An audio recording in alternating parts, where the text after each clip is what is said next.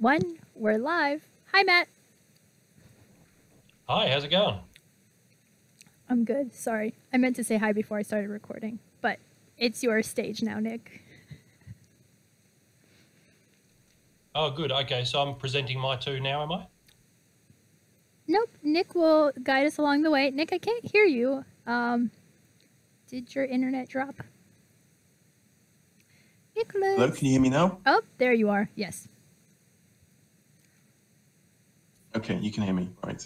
I'm nice and close to the mic. Okay, so welcome everybody to the 15th Whale Shares Curation Show. I think it's 15th. We've got an interesting show, an exciting show.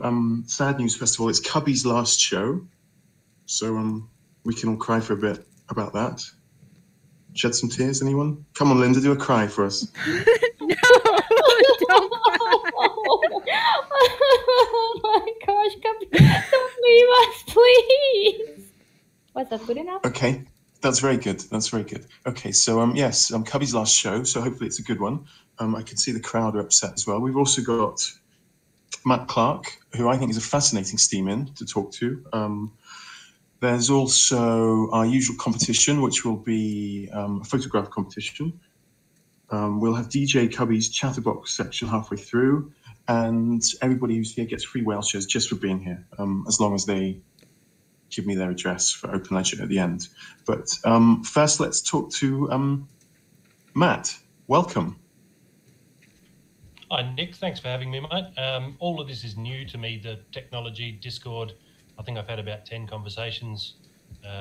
Yeah, but I think we're doing okay. I've got my head around it. I'm on my computer, so I can type, I can talk. I've got my my guys lined up, the two posts that I've sort of picked from the bunch. So yeah, good to go. You're doing brilliantly. Could you tell us a little bit about your Steemit journey? Yeah, certainly. I guess I've been following cryptos for a while. Then around sort of July 2016, I started hearing on some of my ANCAP voluntarist sort of messaging groups on Facebook that there was this new thing called Steemit. And so I came and checked it out, and I saw the potential there. It was very different to what it is now. 104-week power downs and 50/50 author curation rewards, and so I've seen a lot of changes come and go. I'm not fond of all of them, but sometimes you just got to stay and strap yourself in for the ride and see where it all goes. So yeah, I'm a big fan. I love it. The more time I spend here, the more I think that there's so much potential. I've been chatting to Ben Lee, who doesn't seem to have much profile outside of Australia, but he's a huge musician over here, and we're all sort of a little bit surprised that he's not the biggest guy on Steemit, but I guess that's testament to the platform. So yeah, I don't know, I love it. I'm bullish on the future. Obviously, I've bought in with a lot of Bitcoin that I had sort of for a couple of years. So yeah, I'm good. I love it. I remember reading one of your posts, I think, about you changed your Bitcoin for Steem. I'm guessing that's been lucrative for you in the long term.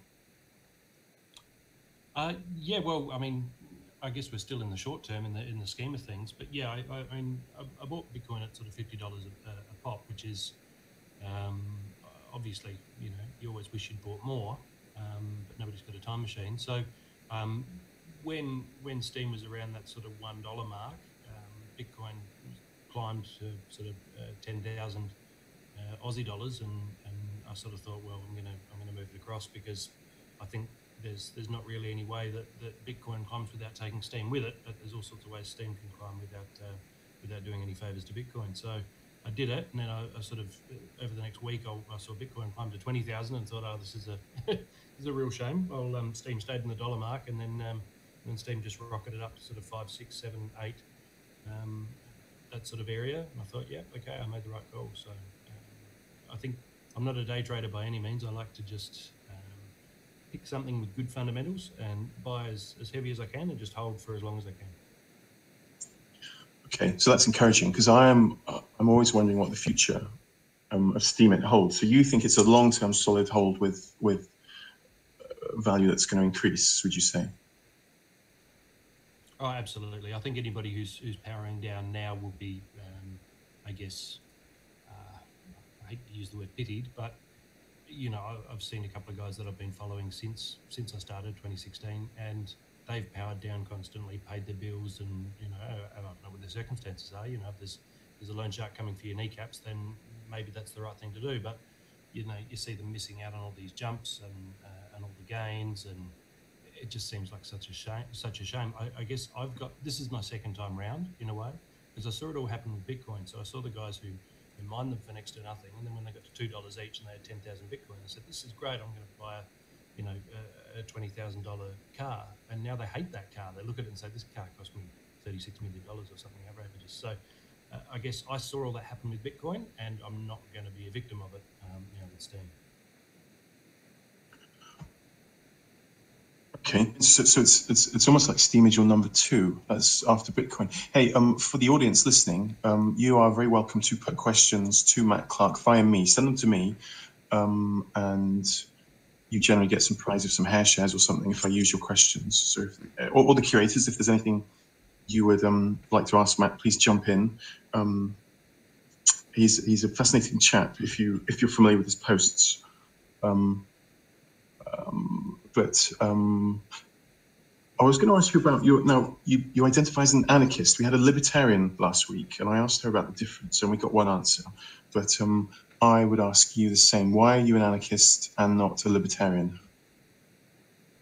Yeah, I guess the terms are fairly nebulous. I think, I'm happy to describe myself as any of those. I think anarchist is probably the closest. I know the ANCOMs, the anarcho-communists, have sort of taken that name and rolled with it. So I'm happy to go with anarcho-capitalist or voluntarist or libertarian. I think from one country to another, particularly considering so many of these terms have been deliberately smeared, I guess so enthusiastically over the years, it makes it very difficult to say either I want to be accurate or I want to be popular. So yeah, I really struggle with that, to be honest. But yeah, I believe that we can look after ourselves, private property rights, let the market decide, that sort of thing. So it's a fairly well-developed perspective. It's really funny to see people assume that anarchists are all angry teenage bomb throwers and the like, because it's certainly not the case. But again, it's what they've been told and what they've been presented. So I don't hate poor people. I don't hate the sick. I just think we should all look after, I guess, our own relationships. And just like everybody else says, a sexual relationship should be, consent and only consent. Well, we just expand that to every relationship.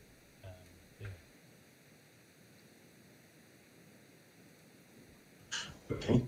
Matt, do you want to put your profile, your Steam profile up here in case people want to have a look at the kind of stuff you do? Because I think we'll go into this more a bit later. I think some of it's really fascinating.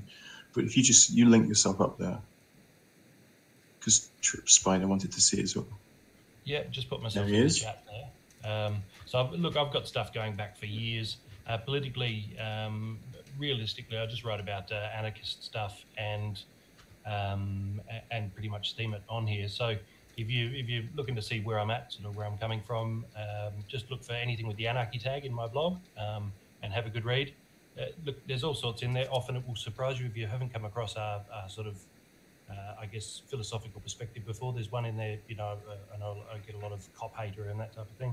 There is actually a piece there from about a year ago. I might pull that up and share it, saying that ANCAPs are actually police supporters, and I go into sort of how I guess police are getting a raw deal out of this state thing in a lot of ways, in that they're sort of their employer holds a monopoly.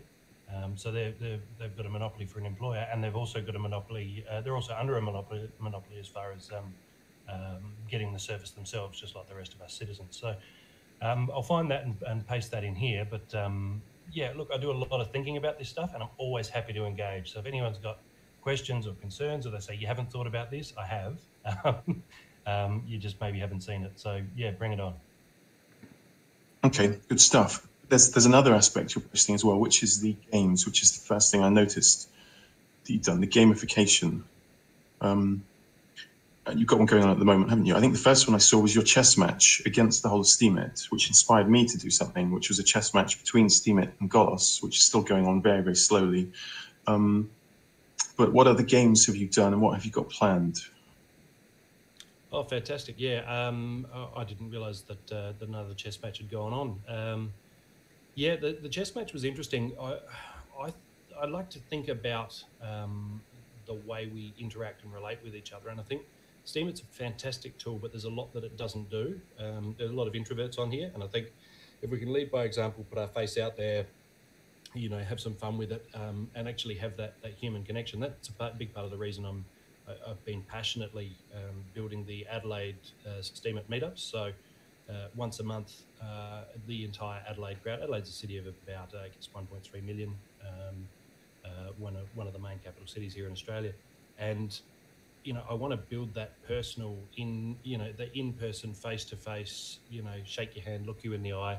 There's something real and genuine about that, as well as the buying and selling directly of Steam, which I want to sort of build into the culture. But from the outset, I've sort of thought, well, this is this is different, and it gives us a great deal of potential to be different. But one thing that we're not sort of really doing is getting our faces out there, and it's changed a lot now. You look at Exile and some of these other guys who do vlogs and really get their face out there. But I thought rather than sort of a whole lot of words, I'll just shoot a GIF of me doing the move. So I came up with the idea that I could do an entire chess match where I took on everybody, all of Steam it. So I would make a move, and then the whichever move in response was most highly upvoted would be the next day's group Steam it opponent move. I'll hold up a little bit of paper with the name of the person whose move was the most popular and who I was making, and then I'd make my own move. This is just shot in a little GIF on my mobile with my wife, and yeah, I'd just upload that, post that. Happily, Block Trades jumped on board and got really involved and was an active competitor, and so the upvotes were worth sort of the posts were worth about $30 a day. So you spread that across I guess about a month it took. I put a bit of put some, I guess, editorializing in there, little updates, rather than just here's the GIF and away we go. I think, you got to look for opportunities to add that little bit of extra value and say, here's what else is going on. Sometimes the dog's sitting on my lap. Sometimes I've got my daughter sitting there on my lap when I'm making the move. Try to insert a bit of personality into it and have some fun with it. So, yeah, the chess match was great. I was spitballing a Monopoly idea, but I think random number generation is an issue. So I've actually spoken to one of my friends here, Aussie Ninja. He's building a bot at the moment that's going to sort of deliver a random number so that we can sort of more easily play games in the in the comments. There's another guy, Lord Nigel, here in Adelaide, who's doing a Dungeons and Dragons style game. I am hoping to get Monopoly up and running. My current competition, which doesn't actually kick off until the 2nd, if you're interested, please get involved, is Path of Exile, free to play, free to download game. Fantastic, good fun, but when you start a character, they're hardcore, or you put a select hardcore, which is a sort of a badge that says I haven't died yet. So once your character dies, they're no longer under consideration for the competition at all, and so it's really a question of which of my competitors gets the highest after a week. We've got sort of 100 Steam, a bit over 100 Steam up for grabs in prizes there. So if you're good at RPGs, you didn't want to pay for Diablo 3, you've got a good PC and a decent internet connection, by all means jump on board. You got until the 2nd of March to get in with that. Wow. I'm still trying to find the time to get involved in this. I know if I start, I'll get in such trouble with my other half, because I've got a slightly addictive personality. But before we move on, because I'm going to get Kubby to present her good cause, I'm just going to show you, Matt, something that you inspired me to do, which is the chess match that's still going on between Steemit and Golos. Yeah, drop it in the chat. I'll have a look. And you will recognise there's a GIF in there as well. I haven't shown my face. I'm quite camera shy, but I tried to do, in the beginning when I had more time, I tried to do a funny GIF each week. So one week had my baby knocking over the king. Baby says no in Russian. This one's just niet. The piece is being knocked over. But anyway, this was inspired by what you did, so I thought I should tell you that. Yeah, no, that's great. And I think rather than that wooden, here's the graph, here's the chart, you can inject some personality and some life into it. I think any way we can show people that there's actually a person at the at the other side of the internet connection, I think that really pulls it together and makes it more real for everyone. Yeah, I agree with you on that. Now, Kubby, let's move on to Kubby briefly. You had a good cause you wanted to share with us, because every week now we're letting someone showcase a good cause. So we thought, as it's your last week, we might as well let you start us off. So would you like to tell us about it and show us a link? Absolutely. Thank you so much. This fundraiser has been going on for quite a few weeks now. You're probably familiar with it. I used to do a show on Sunday called Romance on the Air. Yesterday was my last show. And part of our efforts was to post the show script, and all the SBD earned from it would go to my co-host, Hope777. To purchase her a new laptop and get some stronger internet connection. She does live off part of her Steam income, and the computer she's using is slowly fading. And so she writes up a script for us. I post them on my page, and I try to promote it as much as I can in order to get the SBD for her. And thankfully, we've had a lot of generous donations. Thank you, Nick. Thank you, Poetic Snake. I don't think she's here today. And Global Cop have all generously donated directly to her, which is phenomenal. And we are about 143 SBD left to go. And she just told me that she got a cheaper quote on a different computer. So she actually only needs 88 more SBD, give or take the fluctuation of the price. So the original goal was I needed 143, but from what she told me, 88 more. So whatever you guys can do to help, there is that post that I posted in there. I'll post it again. If you can upvote, if you can donate directly to her, we'd really, really appreciate it. And she's from South Africa, and she's going to continue on with the Sunday show, showing every Sunday. Thank you, Battle Axe. I appreciate that.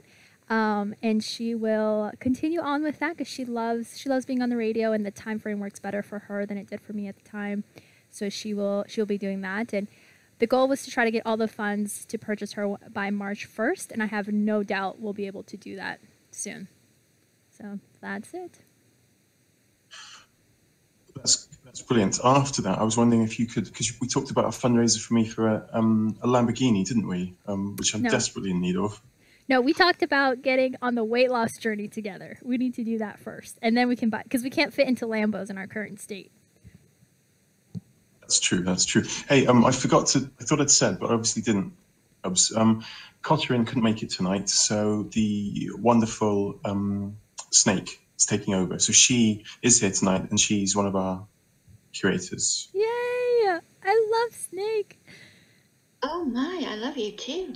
Thank you very much. It's so good to have you. Oh, it's good to be here.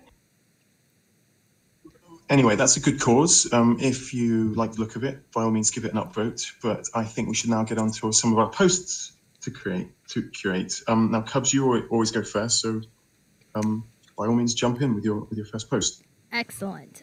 So this is the first post that I selected, and when you click on it, you immediately see this beautiful plagiarized picture and lots of question marks from it. And I really thought that this would be an interesting discussion of quality. And, I was talking to Linda about how wonderful this post could be. And she agreed. Beautiful. Oh my gosh. It's so plagiarizedly beautiful. Look at that feather. Look at that book. You can see how he didn't make it. I just instantly fell in love when I opened that post. It was like, oh my God, that is just wonderful. I need to do stuff like that. Thoughts, Nicholas? It's very, very creative, isn't it? It's a little bit avant-garde. It's the kind of thing I would not have given a second look to, but now you've drawn my attention to it. I think, okay, this is a Steam art form. Blog posting sort of, it's its own thing, isn't it? You look at it and you think, oh, okay, I've seen what they've tried to do here, actually, but I would not have spotted it. Yes. Yeah. No, it takes a keen eye to find such quality, and so I'm so glad that I brought it to your attention. Yeah, that's the best quality I've ever seen. Okay, I'm just kidding. We wanted to play a prank on Nick on our last day, and that's the best we could come up with. But there he goes. I'm just kidding. That's not my first choice. This is my post that I selected. I just thought it would be funny to share that one first, because when I saw that, I could not believe it. I was like, there's no way this is a real post. But it is. I quite like that one. I still quite like it now. You've tricked me maybe, but I'm My reverse psychology is reversing on me. Yeah, I like the blank page. It's sort of got a level of potential, and I It guess triggers there's the a imagination, doesn't it? Yeah, I don't know. I like it. I don't think the poster took the photo necessarily, but yeah, it's a great photo. Right. So thanks for being a good sport about that. But yes, this is my real post that I selected today for us here. And the author is actually here today, Samantha. Thank you so much, Samantha, for being here. We really appreciate it. Hopefully you didn't freak out with that first post and you're like, why does she select such a terrible post? It was a joke. And you guys played along lovingly. It was awesome. But the reason that I selected her post was obviously for my three favorite things: quality, formatting, and uniqueness. She's obviously a photographer, and she took all these herself, and she walks us through this trip that she had gone on. And I love it. Usually I like black and white photos, but for some reason hers really just stuck out to me, because usually when you look at nature, you're so in awe of the different colors, but the black and white contrast really just gave it an extra emphasis that you don't get otherwise, because you're not distracted by all the colors. All you see is the texture of the picture itself, if that makes any sense. And so I was really captivated by it, and from her wording I really felt like I was walking there with her, of her trip and her journey and what she had gone, and I loved it. And when I saw it, and she posted it 9 hours ago, it had less than 50 cents or 50 SBD, and it still does. Oh, no, now it's up to 60. So I thought I'd bring it to you guys because I knew you guys would probably love it and appreciate it too, and share some extra love. And feel free to share what was your inspiration, Samantha. By the way, funny story. Yeah. I had 3 posts open for my second choice, and this was one of the posts, and I didn't check it for the second time. Did you choose it today? Yeah. Yeah, I didn't check it for the second time if the comments were there, and I chose it and I posted, and then I realized that you already posted it, you took it. And I was like, oh my gosh, I need to delete this. I need to delete this. And I was like, you can see it in my history, but I was like, delete, delete, delete, delete, delete. 31, I think it was 31 minutes after you. I remember it was 31 minutes after you posted it. I had them open for at least an hour, those 3 posts, because That's I wasn't. so funny. But this was the least unloved one, and it had high quality, and I was gonna go for this, and I was like, oh, okay. I chose 2 posts earlier, about 3 or 4 days ago. I chose 2, and I was like, wow, these are gold mines. These are so good. I'm just gonna watch them to see if they go up if they get a ton of upvotes. And sure enough, one of them actually ended up getting curied, and so now they're just rolling in the dough. And the other one, they used the bid bots, and so it got really high up there too. And I'm like, oh gosh, take it. Little did they know. I had the same in the morning. I found one really nice post that was made this morning, but the person used bid bots and bid it up to $11, and I was like, what a shame. I would have given you those for free. Yeah, and then I thought maybe I should have left a comment and told them, hey, I'm going to do this, at least for the one that used a bid bot, so they wouldn't have, and they would just have to wait a couple extra days. The other one that got Curie, well, that's just like a dream come true. Yeah. Well, coming back to this, I really like this post. As I said, I also chose it, but I couldn't. And I liked how dreamy the quality of it is. It's kind of black and white, and I agree with you that it kind of gives another level of depth to the pictures. You kind of give more attention to detail, because there's not so many colors to get lost in.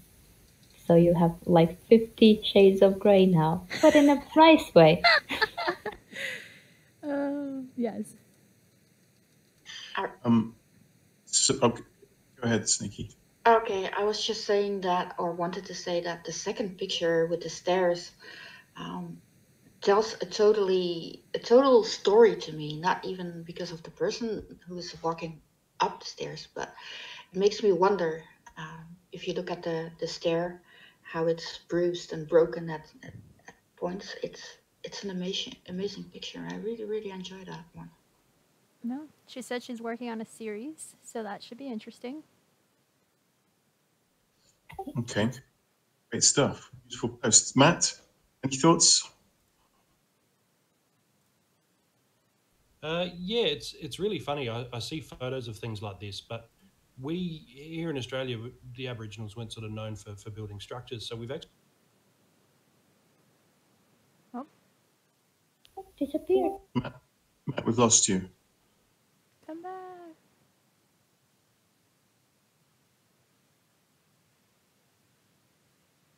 He poofed. Matt. Well, the internet in Australia is not known for being the greatest either, so it might have just been a little hiccup.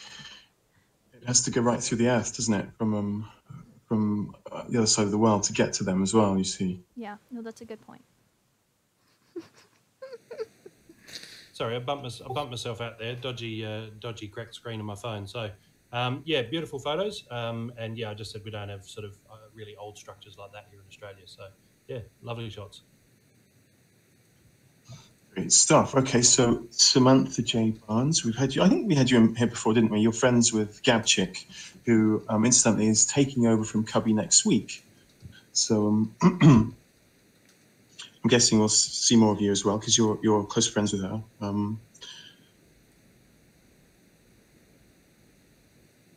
But anyway, yeah, brilliant work. Top post. That's what we like to find, stuff we can reward. Linda, shall we move on to your first post? Sure. Wait a second. I need to find it. I have like a million tabs open. One of those. Whilst you're looking, let me remind everybody there's a photographic competition. We could start that now to give more people more time to take photographs. So what we do is each week we ask for a photograph that includes you holding up something that says whale shares and doing something else. So for my curators, let's all have a think about what forfeit or what thing we can get people to do. So previously we've had as many clothes as possible, as few clothes as possible. You had to hold something purple last week. So in fact, maybe Matt, if you could think of something as well, and then we can give these people a task, and then the winner gets to make a post with that before the end of the show, and ideally gets big fat upvote from everybody. So should get it to at least $5. So that will be a $5 post. You get maybe more, maybe much higher. We got one to $45 one time. So, Wow. but anyway, that was because of Cotton, his husband. Sounds like fun. I think just off the top of my head, they have to hold the whale shares sign with their head. So either gripped in your mouth or balanced on the top of your head or something like that. How's that work? That sounds perfect. So get taking photographs. So bonus points if you make us laugh. And then send your picture to Linda. She will put them up as she gets them, and we'll put them in a collage at the end and vote on them. But anyway, Linda, back to you. Yes, my post is ready and here. It looks scary, but it's really not. And it's really, really long, but it's nicely formatted. At least I think so. I don't know if Kubby will like it. It's a really, really long post, and when I opened it, I think it was like 10 cents, a little bit over 15 cents after I gave it my upvote. So before my upvote, it was like 2 cents.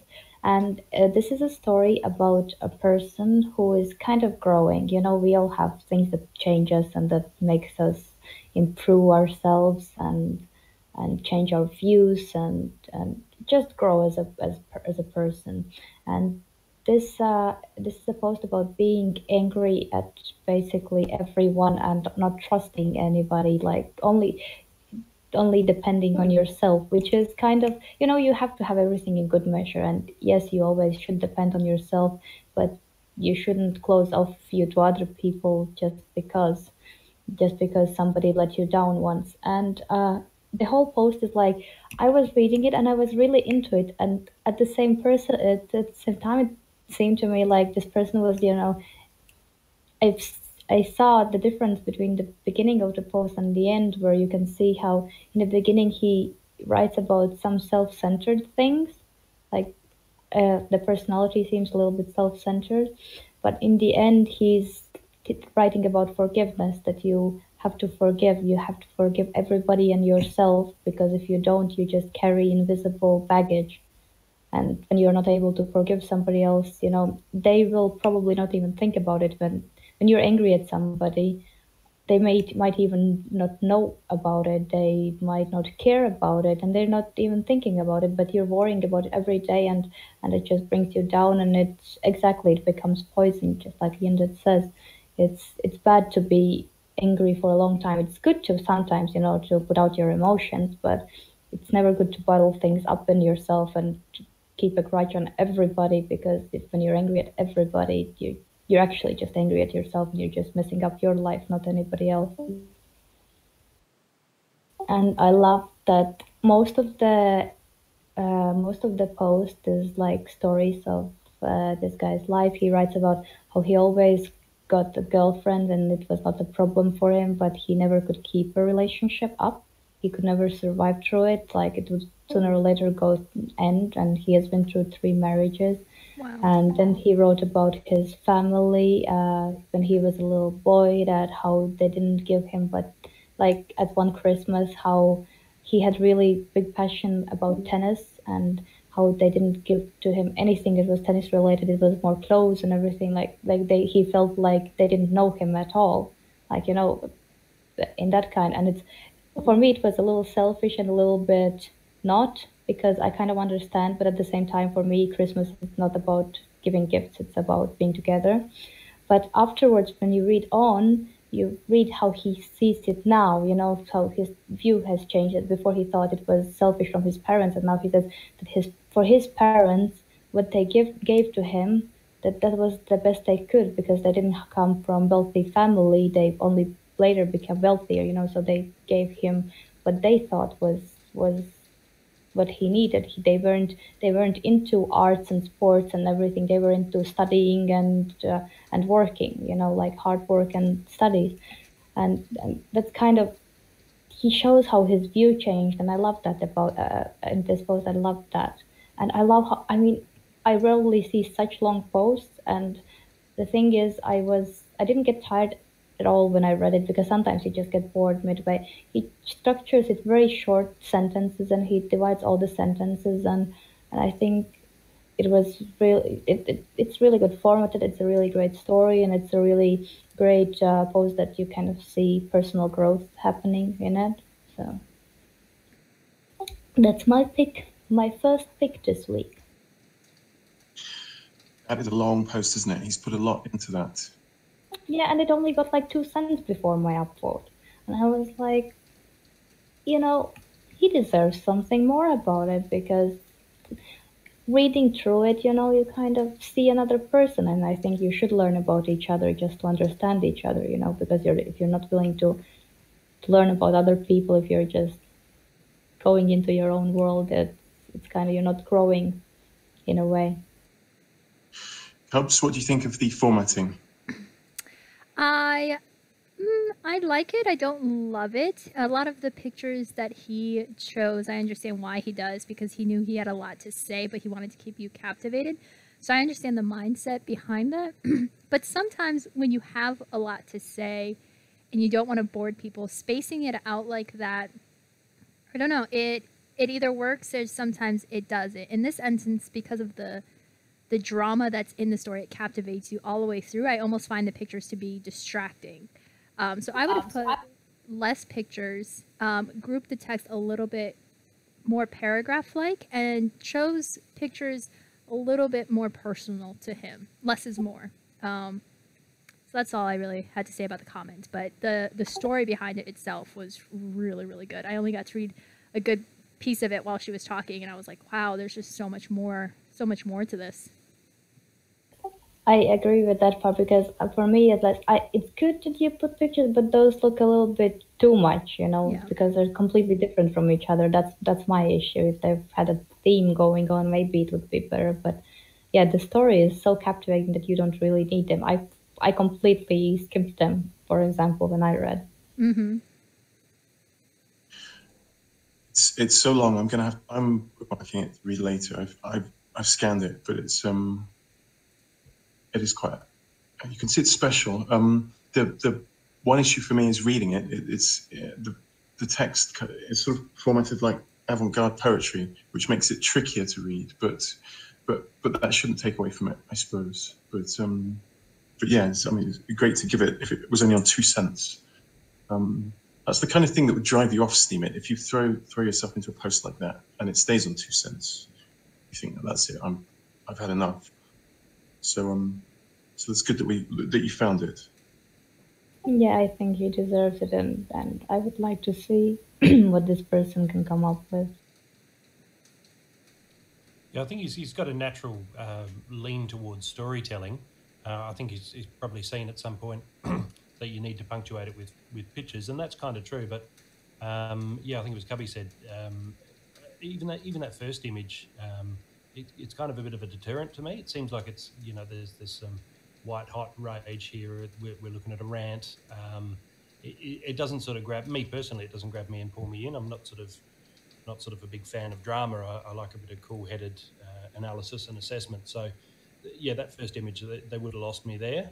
But yeah, there's certainly a lot of work gone into this. I don't think we should reward work. I think we should reward quality. But yeah, definitely deserves more than it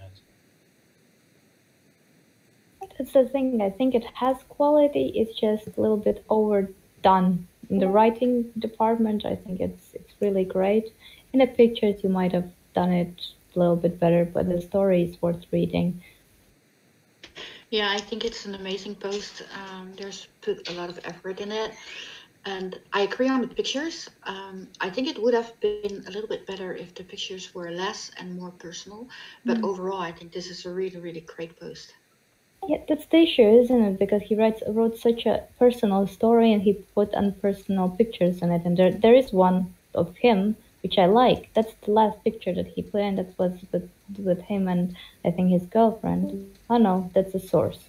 I thought it was of them. It should be. Yeah, I think it is of them because it's kind of very personal looking photo. And Battle asked a question of how long should articles typically be? So, Matt, for you example, is there a rule of thumb that you go by on how long you write your post? Yeah, I like to make a point with my posts. There's something I'm driving at. There's something that I want to illustrate, and I will keep going. I like to refine it and make sure it's condensed and there's no waffle. But sometimes there's a lot there, and so you write a lot. Other times, not so much. But I think if you could sum it up in a few sentences, it's almost patronising to assume that people don't already know it. So yeah, I like the longer the better. I'm usually disappointed when I click on a post and it's shorter than I was anticipating, because there's a lot to wade through to get to the good stuff. And if you do get to a good observation or a good a good image or something like that, and you say, oh yes, good, I've finally found something, and then it sort of like it evaporates in your fingers because there's no real length or depth to it. So no, I lean towards a longer post, but personally I like to make sure that I've made sure that I've said what I've wanted to say, and then I'll just round it out. So don't waffle on, but make sure you really flesh it out and explore the point you're trying to make. Nick, how about you? Well, I used to post very infrequently because my long posts would take me a long time. And if I did a piece of fiction, for example, some of those pieces I would do 30, maybe 50 rewrites, and it wasn't worth it to me financially, and it was almost like it felt like a waste sometimes to put it on Steam. And even if I got Curie, I would sometimes think, oh, should I have spent so much time on it? And then for a long time, I wasn't on Steam. I got a little bit disillusioned with it. And then when I came back, I was suddenly involved in the market of bots and things, like buying and selling upvotes. And I'm also, because I'm such a long-time conspiracy theorist and someone who's sort of looking critically at the news, I thought, okay, how am I going to do this? How am I going to use my upvotes and post things? And I think that memes are an excellent way to get a message across. So I often post rapid fire, sometimes quite frequent images with a little bit of an explanation and question, with the idea that cracks open someone's closed mind, and they might think, oh, this picture and what this person said, I hadn't seen reality before that way, and they will maybe look at things a little bit differently. So I generally at present do very quick short fire posts. I used to do much longer ones. My highest paying post ever got, I think, 3rd on trending, and that was something called the Steam It Trillionaires was written from the future about how rich people on Steam it were by 2020. But that took so much time. I couldn't really justify always doing that. So I intend to put some of those things up in future, but I think it depends on your lifestyle. I've also got a toddler running around here as well, so that limits my concentration that I can give. I agree. How about you, Linda? What kind of posts do you look for lengthwise? It doesn't matter as long as they're engaging for me. There are so many long posts that I just click away from because I read the first lines and I'm not really interested in them. And then there are some. Today, for example, I read this really short story, like maybe 200 words, and it was about Boots. The name was Boots, and it was kind of about an autistic child and him trying to help his mother by washing her boots when she yells at him that they are dirty. Do not touch them, and he tries to wash them, and then she yells again at him. And that's kind of was a really amazing story that I just read, and I thought it was great. But it's the thing that depends on the content and what you're interested in, because I almost chose this post for promoting today because that kind of those 200 words just touched me so much, and that's the difference for me. That's what makes the difference. It's not about how long it is. I can read a day if needed to. I can read a book on Steam if needed to, if it's really interesting. That's what I'm looking for. Something that's for me. Hey, two people have made the point that the intro has to be catching. That's another thing as well. For me personally, I've got a bookshelf within arm's reach of where I am, which has books written by the greatest geniuses of writing in history. So for something on Steam It to grab my attention, the intro has to be good. Otherwise, I could just as easily lean back and grab something interesting. Oh, there's a question here. Hold on. Okay, Trip Spider's going to interact with Matt Clark. Okay, so we've made a LinkedIn connection. Woohoo! Brilliant stuff. Hey, Snake, do you want to go next with your first post? Yeah, sure. Let me grab the link. Whilst you're doing that, let me remind everybody, if you send a picture of yourself holding a sign that says Whale Shares on it, clearly, and it needs to be held by your head or on your head or in your mouth or something like that, there will be a competition and the winner gets a big fat upvote from as many of us as we can. And if it's not high enough, I will put some bot votes on it or something as well to get it to at least $5, maybe more, depending on how generous everybody in here is. But do that. It's very much worth it. And send your pictures to Linda once you've done it, and then we will look at them.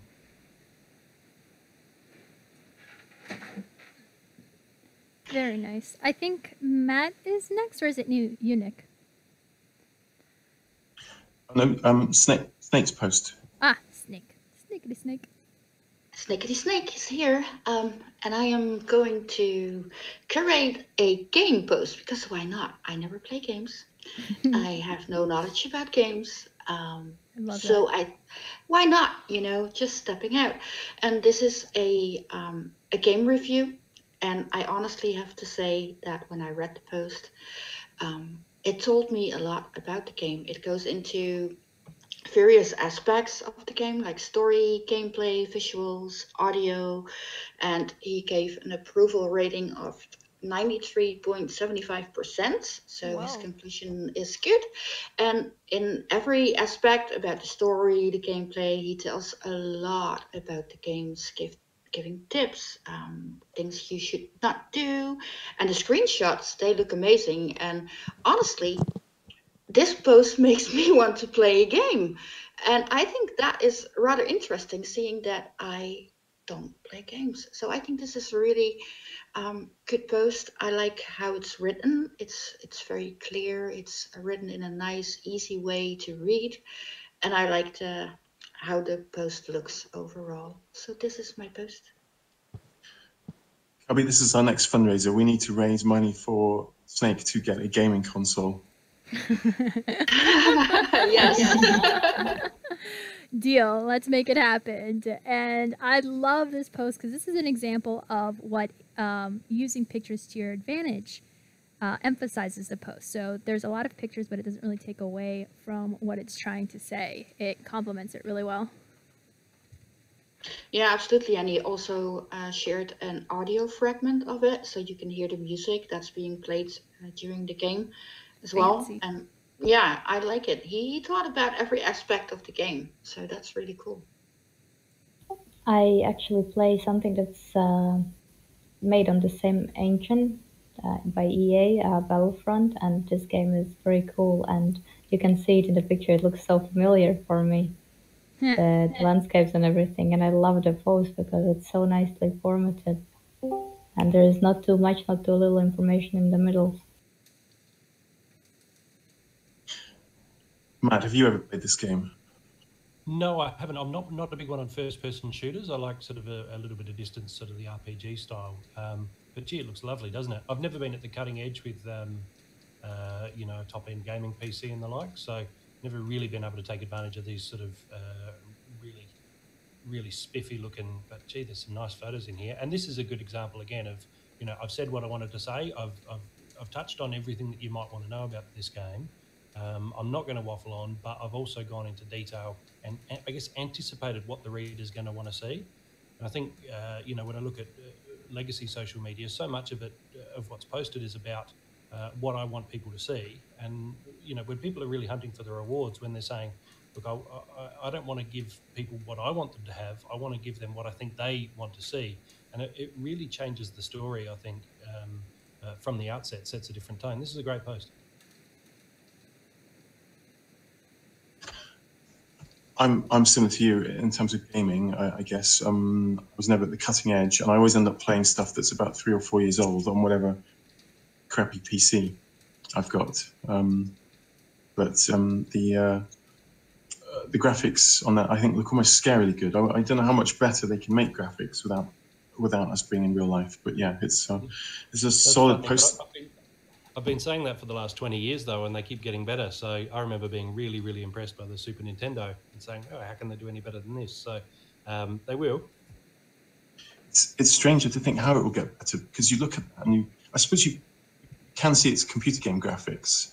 There'll come a point where you can barely tell, or it will be half like reality, half sort of game-like.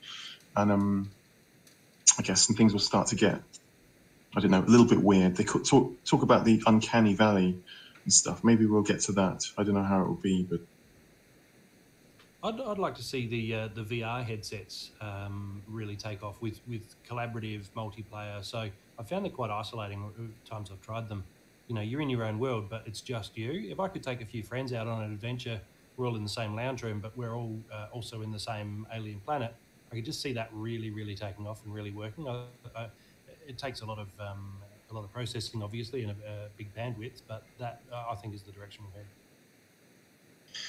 I remember being 12, 13 and fantasizing about being able to go into suspended animation for 100 years, just to be able to wake up in 100 years and see how good the computer games are. I am still stuck on playing Mario Kart. Does that count for anything? Well, unless it's on the phone, then it counts. If it's on Wii, then you count, yes. Makes you old school as well. You get an old school badge for that. Oh, cool. I will stick that one to my wall. Oh, that's funny. So we've got 2 more posts to create, myself and Matt, and then it's the halfway point. But have we had any entrants for the competition yet? No, nobody wants to send me any pictures. Listen, people, this is lucrative. You're going to get at least $5 upvote for a post that you will put up here by the end of the show, and all you have to do is have your picture on it that makes us laugh or that we like. Chris asked us a question. Okay. So heading towards that. Walkin, why are you not doing it anymore? You did us some great ones last time. Anyway, Matt, would you like to present your first post for us?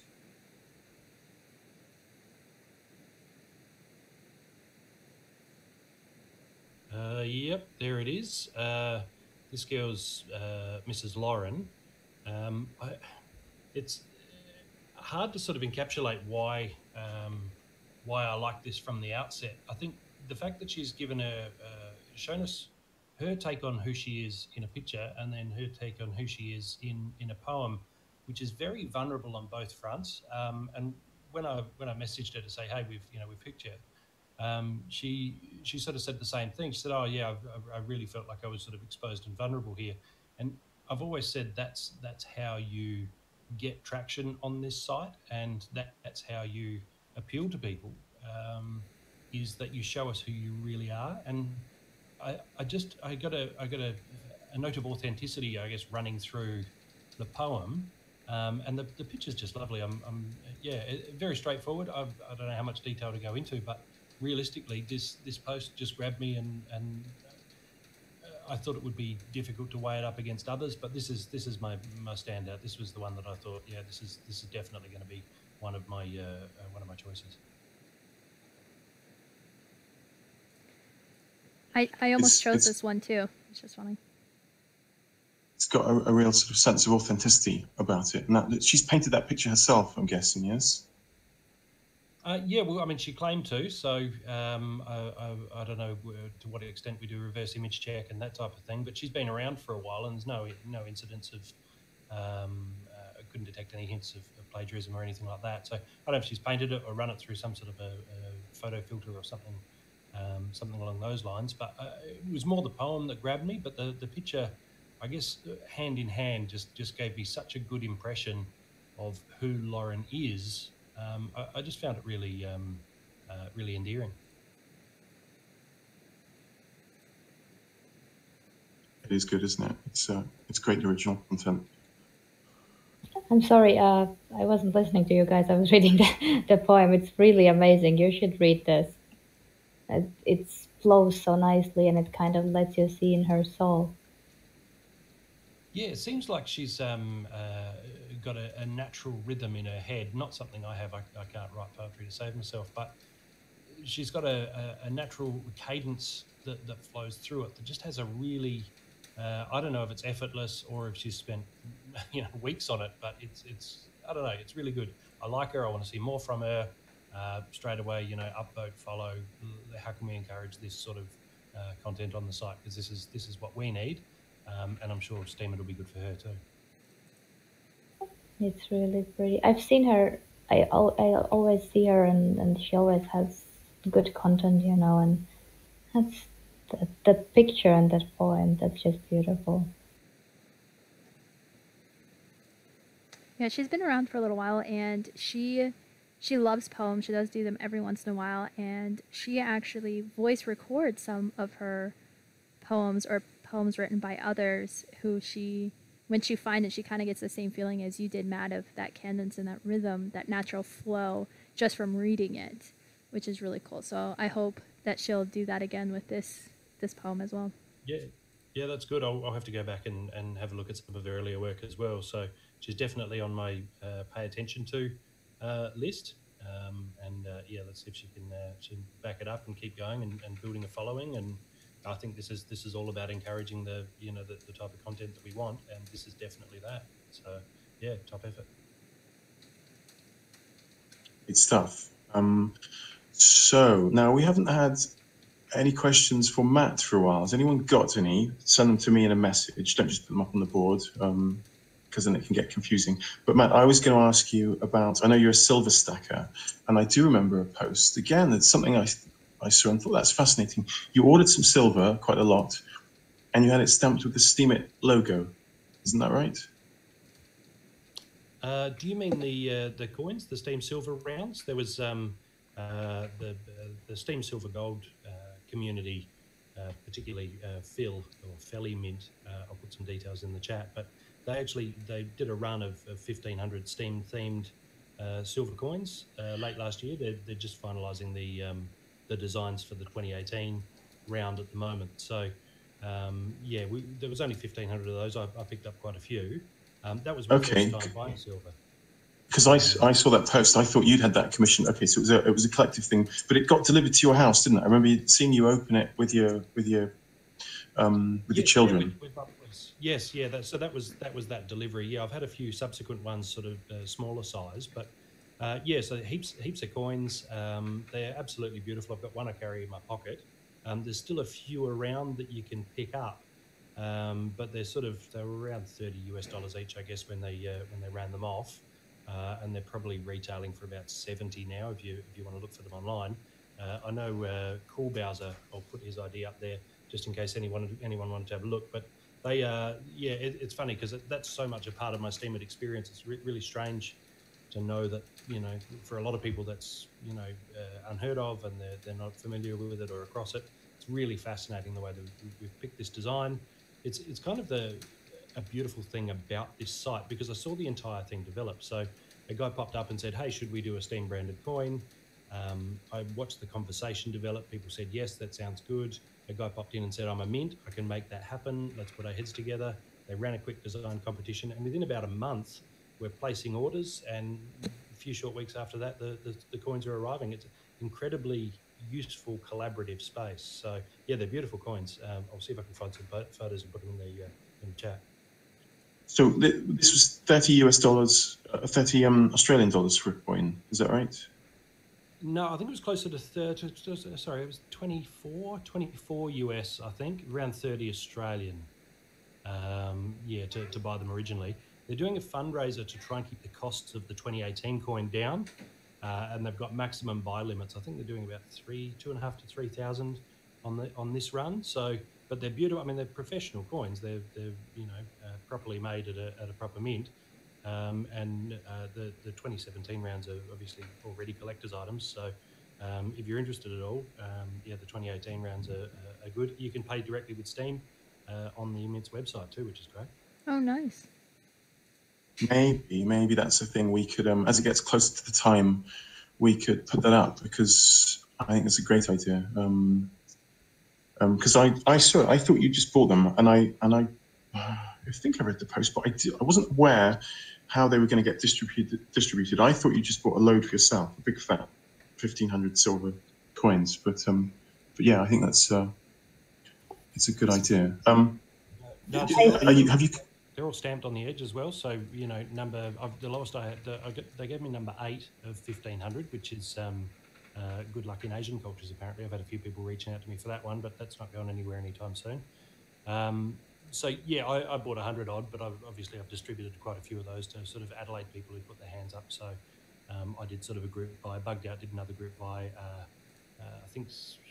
I can't think of who it was in the UK who did a group buy over there. But yeah, so the Mint's in Canada, and you just sort of organise with them. So they're not quite ready for the 2018 round yet.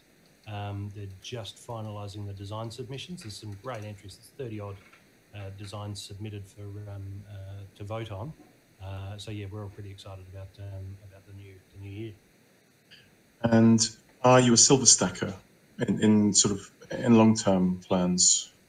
I wasn't, but when the coins came along, I thought, yeah, that sounds good. Sound money. There's something, I guess, honest and authentic about money that's not just sort of, as I call them, because I said so, rectangles. The fiat currency, which is basically worthless. It's only because people, you pay your taxes in it and that type of thing. But there's nothing that gives it any value. The government just says, hey, this is valuable, so we all say yes.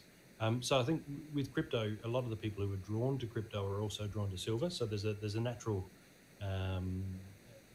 progression there, and it's the opposite as well. A lot of silver stackers hear about crypto and they get right involved. So I'm sort of trying to build that community. Most of my Steem DAO is actually delegated to that community, and they actually, it's paid for, by the way. I'm not claiming it's charitable, but they're actually using that to really grow that community and sort of bring silver stackers into the crypto world, into Steem, and also introduce a lot of Steemians like myself into stacking. So it's nice. There's a real energy to it. A thing I've heard both sides say is that their investment, both silver and Steem, is a hedge against the dying sort of dollar or fiat system. And I guess that's why there's the hand-in-hand sort of agreement. Both crypto and silver and gold are assuming that the money system we've got at present is going to go down, I suppose. So I think last week, Geek, who was a libertarian, she also collected silver. So you can see that these a lot of these people who have got sort of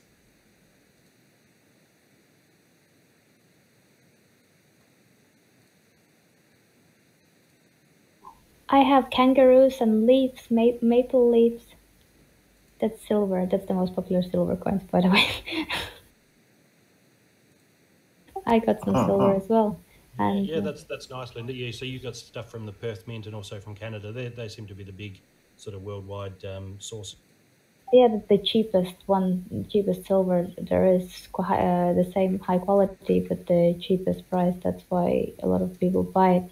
But I think you were talking about those Steam coins, and a couple of months ago, I think we participated in a giveaway. I was recommending somebody who deserved to receive one. I don't remember if he got it or not, but I remember participating in it and thinking that that's really cool that Steam has their own silver. Yeah, well, it's not official, but yeah, it's great. It looks beautiful.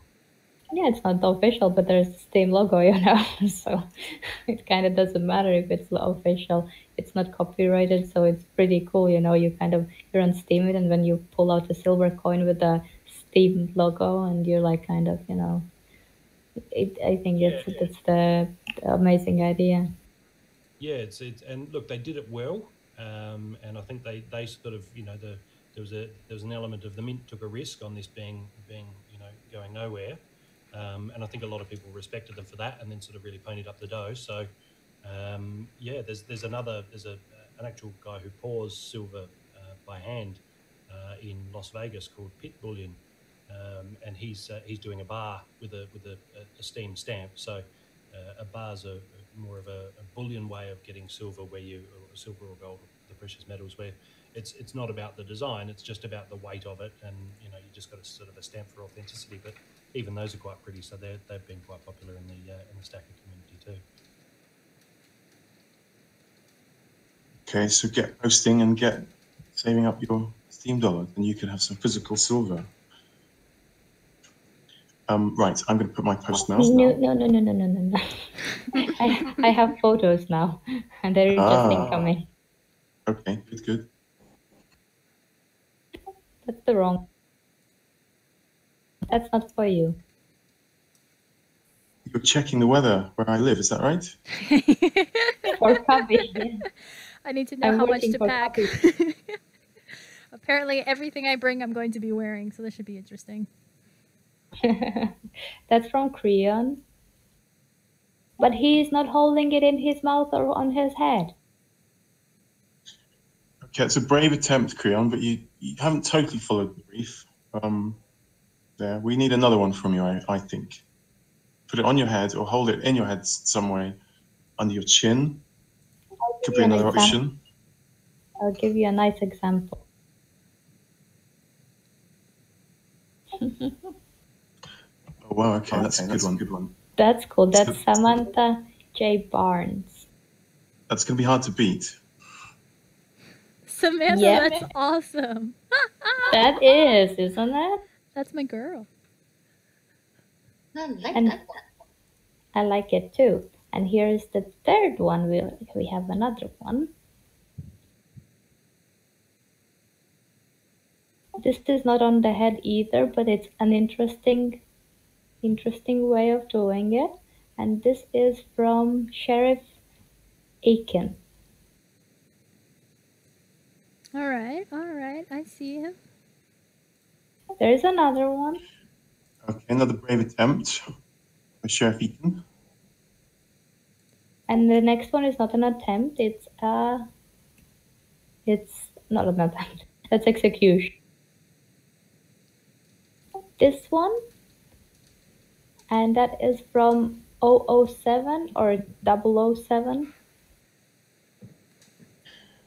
Look at that haircut, that's fantastic. Oh yeah, all the style. And this is not 007's a friend of mine. He's fantastic. I've been thinking about writing a post to say at the meetups, he pulls everybody together. He gets the conversation going. He makes sure nobody's left out. I really like 007. So he's running some competitions, footy tipping and the like here in Australia. But yeah, get involved. 007, top effort, top load. Okay, stuff. So we've got 4 now. Them coming in though, because there's 5 of us voting on them, and we can't tell who will win yet. And there's plenty of time to take the lead. Anyway, I better get my post done now. Keep us ticking along.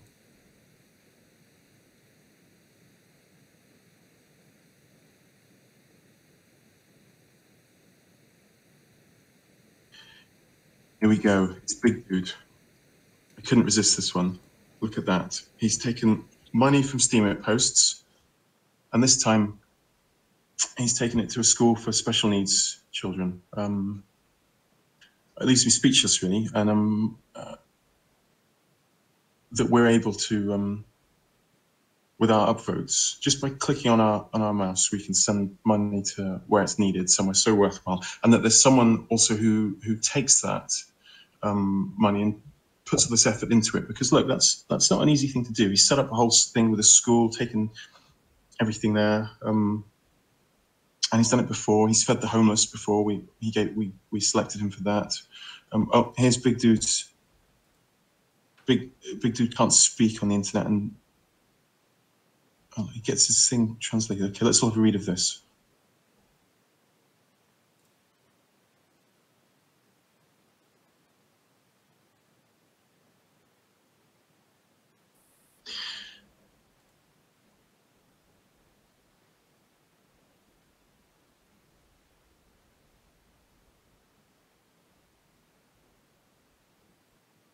Big Dude, thank you very much for those kind words. We are very happy to be able to help you and help Venezuela. I say it every week that we talk about this, but an upvote on Steemit can do so much good in somewhere like Venezuela, where they're struggling with currency, and places in Africa where the income isn't as high. So it's a great equalizer. It spreads wealth around very nicely. Kubby, this post is even nicely formatted, I think. What do you think? I don't think nicely formatted is the word I would go for. Do you want to take another shot at the word I would go for? Go on, Tommy. It is perfectly formatted. I mean, absolutely beautifully well done. As we mentioned before, the pictures don't distract you from the message, but they complement it. He spaces the wording out appropriately for what the message is. As Mark says, it's not a very shallow point. He's very thorough about the project, on the setting up, on the need, what was done and what was needed. He uses list, and then he puts a banner to separate his list from continuation from the story. And he doesn't just slap on any banner there. He does one that complements the overall look of the picture, so it looks nice and neat, and it's like a well-written paper that you read in perfect handwriting, almost. I was looking at it and I was overwhelmed at how much generosity he has for giving to others in such a big need, and how professional he is. You can even tell in his pictures he's wearing a polo with the Steemit logo, so is his partner.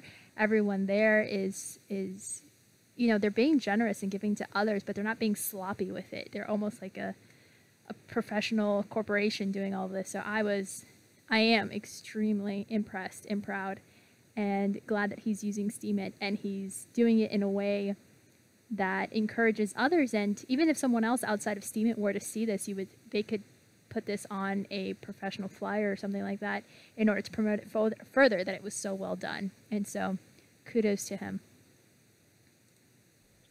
The whole operation looks like a tightly run ship, doesn't it? Posting and turning up and having everything printed out and organized. Great stuff, really good. Yeah, there's a level of professionalism there where he's detailed exactly, specifically what was bought and where it went and where that money came from. And there's that like expectation of, I'm going to be audited. I need to make sure that I'm doing the right thing and being seen to be doing the right thing to encourage more, I guess, future support. And I think he's doing not just a good thing now, but he's also making sure that we continue to support him, because we know we've got all these photos. We can see it here, actually, changing people's circumstances, changing their day. Top effort, top post. And I love that it's it involves kids, because that's one of the things that I support, further education for kids because they're completely our future. They're the ones that are going to shape the future, and we should help them to see the good in the world instead of, be indifferent. So that's an amazing project. I've just looked, and Big Dude only has, I think he has less than 400 followers, so I've re-steamed that. It would be good if we could get him more followers, and then he could have a bigger sort of organic upvote naturally, as well as us helping him out sometimes, occasionally. But yeah, fantastic effort overall, really good.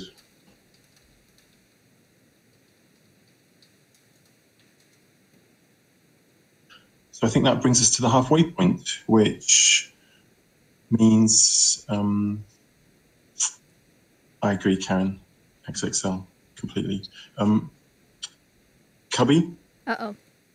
Are you ready for your DJ Chatterbox segment? Oh, it's the last one. No, I'm not ready. You need some time to get ready. Well, it's going to be 5 minutes this time, Kubby. Oh my gosh. Why don't you explain to Matt how you choose to torture me each and every week?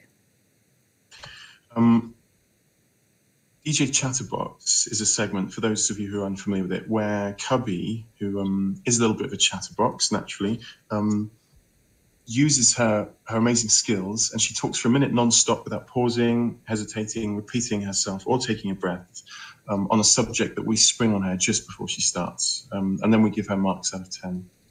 That sounds fantastic. That's exactly what I wanted to hear. Kubby's a delight. I think you and I spoke on Facebook once a month or two ago, didn't we, Kubby? We sure did. Yeah, we are Facebook a fish. Yeah. Let's do this thing. First, we need the subject. So, Captain Underpants. You know, it's funny. We were going to do belly button, but Katrin isn't here. It was so sad. I thought, because we've been talking about flirting, haven't we, Kubby? You have been torturing me with that topic, indeed. Well, we had some mutual discussion about flirting things. You and I, yes, we did talk about this. Yes, yeah. Okay. So, how about doing flirting for your minutes chat? Oh, Matt, this is so funny. I should tag you on the Facebook post that I tagged Nick in of me flirting. It's hilarious. It's one of those memes things on Facebook when, remind me to do that later. It's so funny. Beauty. Cheers. That's the thing I love about being married is I don't have to worry about any of that stuff anymore. I do remember it being awkward though. See, you know my pain, or you used to. Now you're lucky. Yeah, it's hard, but you've only got to get it right once. That's encouraging. I have yet to get it right. Linda, are you ready to do the timing? Yes, I am. Are we starting? Yeah, I think it's down to you two now. Okay. Kubby, are you ready? Okay, I can't laugh the whole time because that's not how you flirt, apparently. Acrid. I'm ready. Got this. So Acrid shut you down when you tried to laugh with him? Yeah, he wasn't having it. Acrid. Okay. Okay. Very seriously now. 3, 2, 1, start.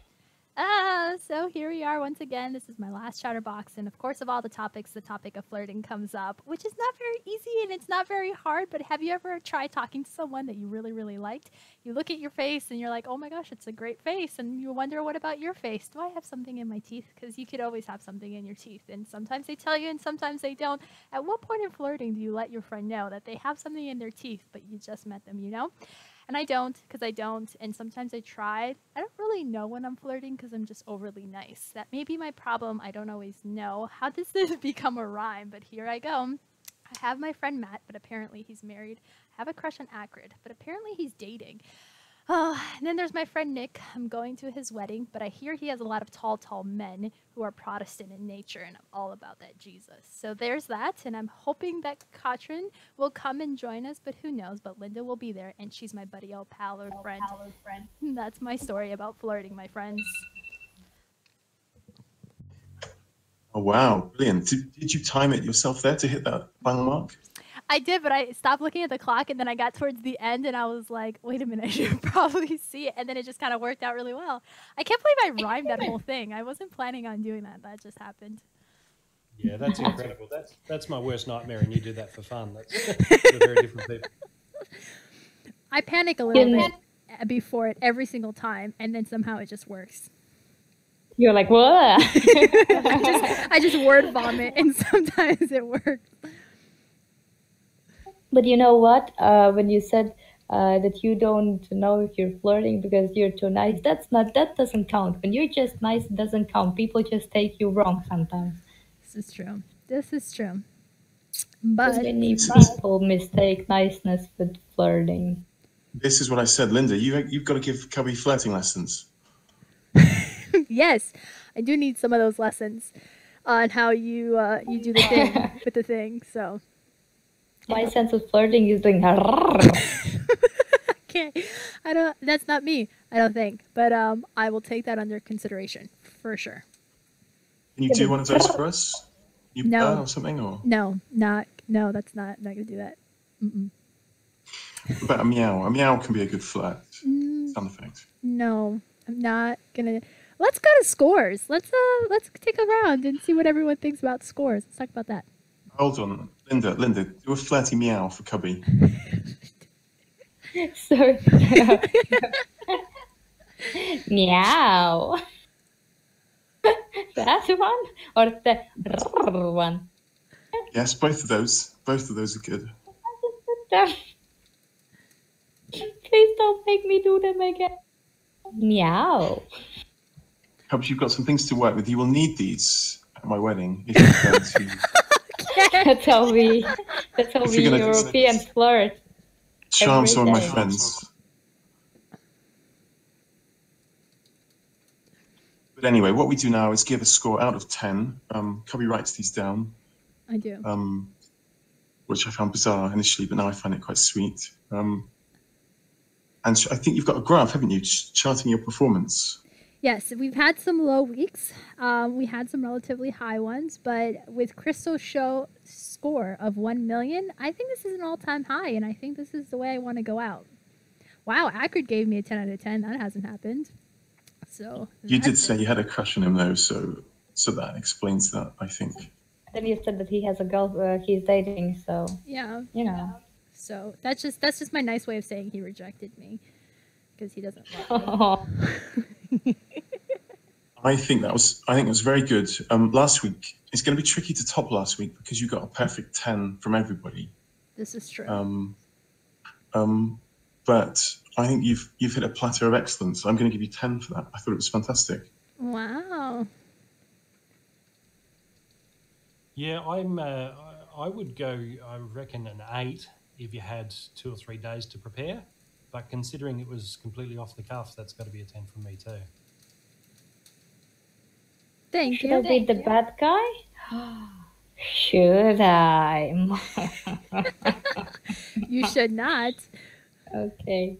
I actually liked it a lot because you rhymed and it was fun. So I'll give you a 10. You're leaving us. So when else can I give you a 10? Oh, I am giving you a big 10 as well. Woo woo. This is too easy for you. This is why a few weeks ago I tried to get you to do it in Spanish and say it had to have a rap in there. It had to have a rhyme. But all these other things were to bring your score down because the metric was ruined. Excellent stuff. You've absolutely dominated and mastered this art form. You are now a DJ Chatterbox master, I think, grandmaster. Well, thank you for putting me on the spot. I appreciated all of my minutes. Okay, good stuff. Right, we're into the second round now, going through again everybody's second posts. Any questions for Matt? I do. Matt, what is the craziest thing you've done? Legal or illegal? That's fine. Wow, craziest thing I've done, as in makes the least sense, probably having kids. I love them, but yeah, it's really not a sensible. That's an excellent No, answer. I think probably my the one that really stands out to me was the way I popped the question, and I've written a post about this before. But the way I popped the question to my wife was, I won't go into detail here, but it really got convoluted and crazy, almost like a those movies where a lie spirals out of control. Yeah, it got really interesting. So effectively, I decided that because she knew we were, I was going to be popping the question, we'd sort of designed a ring and everything. I couldn't take her on some sort of an outing or adventure or voyage without her sort of wondering if today was the day. So I came up with a plan that if she was of a mind to keep secrets rather than to expose them, perhaps she wouldn't be onto me and wouldn't know what was going on. So I had my mum convince her that they should throw me a surprise birthday party, which, unbeknownst to my girlfriend, then soon to be fiance, now wife, Amanda, she wasn't aware, but it was actually our engagement party. So instead of everybody yelling surprise when we walked in the door, nobody actually said anything. Amanda must have thought everybody was a little bit silly, or perhaps she should have left better instructions, because nobody said anything, and I sort of said a few nice things when the lights came on, and then got down on my knee, and when she said yes, then everybody yelled surprise. So there was all her friends and family there that she hadn't sort of anticipated. She'd only invited my friends and my side. So I went into detail in a post probably 6 months ago. So I'll just post that in the link for anyone who wants to read further. But it turned into a real charade with who knows what and what's going on. Basically, a party within a party with different people knowing different things. And it was months afterwards before we could actually talk to each other without sort of second guessing every sentence to make sure we weren't giving anything away. So fascinating time, and it went off without a hitch. There were a couple of potential problems, but again, she wasn't looking to expose secrets. She thought she knew the secret and wanted to keep everything hush hush. So I managed to keep her in the right mindset, and it was a big surprise. So it came off well. I'll post the link to the full story in there, but that's the thing I love about I guess this place is that I thought to myself, I kind of want my grandchildren or my great-grandchildren to be able to read this story, or historians or whoever. Not to say I'm particularly interesting or fun, but, we like to look back on the way people did things back in the past. So now I can do that, thanks to the blockchain. That's there forever now, that story. So there was a GIF at the end that showed the moment, but I'm not sure why it vanished. So there's been a few of those older posts where images and GIFs vanish. So GIFs vanish. So as soon as they've given us the opportunity to edit back in old stuff, I'll pop that GIF back in there. But I'll see what I can rummage up and drop it in the chat. Sounds almost like a convoluted spy story or something, like put people in on the secret, but not knowing there's a double secret going on.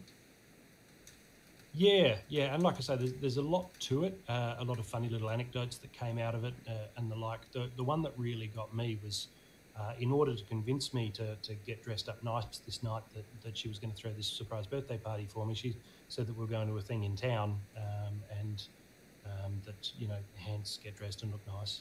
And so when we were diverted by my grandmother asking me to come down to the local hall to move some boxes, which again was all part of the plan, she was driving and asked me to pass her handbag so she could double check that she had the tickets being the tickets to the event in the city. And it was really surreal for me handing her that handbag, because both of us in the car knew there weren't any tickets in her bag. We both knew that it was a ruse. I knew it was a ruse within a ruse. And so it was really strange that we were both sort of masquerading this search for, double checking the tickets in her handbag, despite both of us knowing that there weren't any in there. It was a very surreal moment for me. So, interesting time, fun. This sounds Okay, brilliant. This to me is a quality that comes through in lots of your posts. There was some other ones that are interesting. What do you want to talk more about the Monopoly game, for example? Because I think that's fascinating. Well, the original plan, this was back when Steam was about 10 cents. I thought, well, if it's 10 cents Steam, then for $150 you can play actual Monopoly with real Steam as the currency. So Park Lane's 350 Steam, Mayfair's 400. Obviously, that's not something we could do now, but at the time, yeah. So I put the feelers out and didn't quite get the response I was after. I think it might have been, even at 10 cents Steam, perhaps a bit too rich for what people were going for. But at the time, I was thinking to do a off-site roll. There's dice rooms and stuff where if we've got a persistent room, we can see that people haven't rolled and re-rolled and kept going, and they're just posting the result they wanted. So Aussie Ninja, who's an Australian who's in the US doing the Ninja Warrior stuff, he's writing a bot at the moment. We've sort of been collaborating on that. I've got no tech skills at all, but I suggested maybe a darn bot, as in deliver a random number bot, which we can just pull up and give it a maximum range, and its automatic reply can then be gospel, because obviously then it's on the blockchain. There's nobody mucking around and fiddling with the numbers, and people like 007, who I mentioned earlier. He does giveaways and random raffles, as does Pit Bullion. So I think guys like that, especially when they're giving away silver, for silver and bits of gold, or whatever decent prizes that are out there, for them to have something that's immediately auditable, as they just bring it up and say, right, we've had 12 entries, done, bot, comma 12, and then whatever the syntax turns out to be, and then we get that there. So we can do something similar. I've asked him to do a 2 dice version, so it'll be Darnbot, I guess, comma 6, comma 6, or something along those lines, so that you get 2 different dice rolled. That would be a fantastic, really user-friendly way to do it. And if we can then do GIFs a la the chess match that I did, and that you guys have continued doing with Golos, I think it's going to be really, really engaging. So the money side of things is interesting. I'm spitballing some ideas at the moment, perhaps even around starting up accounts and giving contestants private posting keys, and then as the banker actually doing the money transfers with the active key. So I'm spitballing that at the moment, just sort of trying to work out what's going to be good and how to go about it. But we won't get anything going with this until we've got the random number, the auditable, persistent, reliable random number generator up and running. But at the moment, I'm all about my Path of Exile contest. So like I say, that's kicking off on the 2nd, and that's all about just how well you play and don't die. So we've got a few guys who are streaming that over DLive, and there's some great deaths already in practice come up. Holazor, his ranger, got killed by some spikes, and there was some colourful language came along with that. So there's some real drama when somebody's put 20, 30, 40 hours into a character and they die, and that's it, they're gone. I'm a big fan of that style of gaming. I find it much more interesting and absorbing, engaging. Yeah. Do you want to put the link up for the most recent post with the competition for the gaming? Yeah, and then do. if people want to get involved, they can. Yeah, absolutely. I'll post that up in the link. Bear with me. I've got a phone and a PC and fingers and stuff everywhere, so it won't be long. Okay, good stuff. So let's move on to the second round of posts. Kubby, are you there? 1 second. Oh, okay. Ooh. What do we have? You've got something? This is the entry from Creon. He put it on his head this time. That's good. Good stuff, Creon. This is a more valid entry.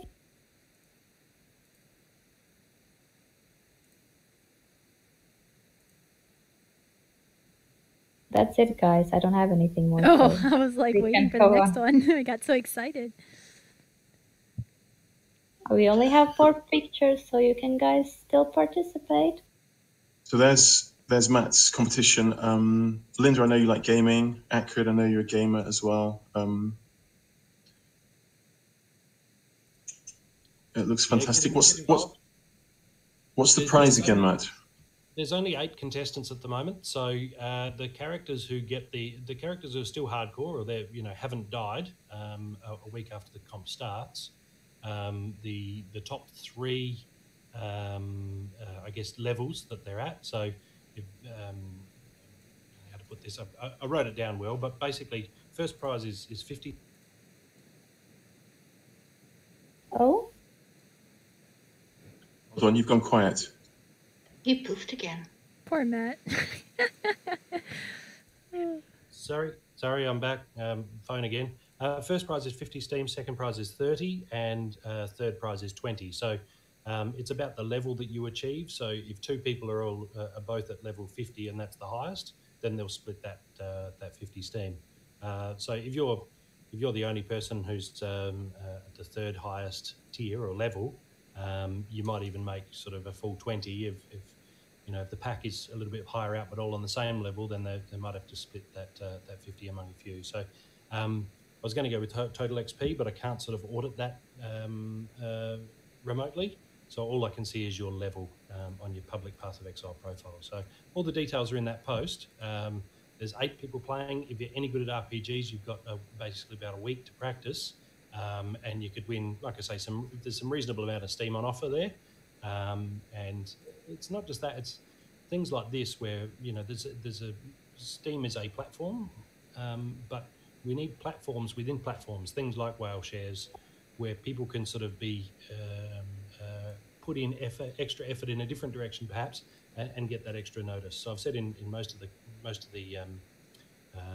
posts about this, and this is my I guess unofficial motto for the gamification of Steam. It is, you don't have to win in order to win. Show us who you are. Give us some personality.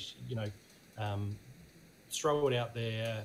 Make us fond of you, and it doesn't matter if you come last. If you had a great time, you're going to pick up, however many followers. You're going to pick up those upvotes. You're going to get that extra traction, and you're going to get noticed. So, yeah, come play, even if you suck. Somebody has to. Matt, I have a question. What's the highest? You said you've got about a week to practice. Now, does that mean the window doesn't open properly yet?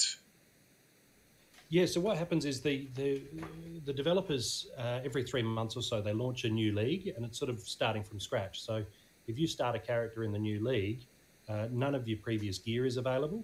And so you're not actually able to use anything that you previously had. So everybody starts afresh. You start a brand new character and away you go. So it means that nobody really has an advantage at all.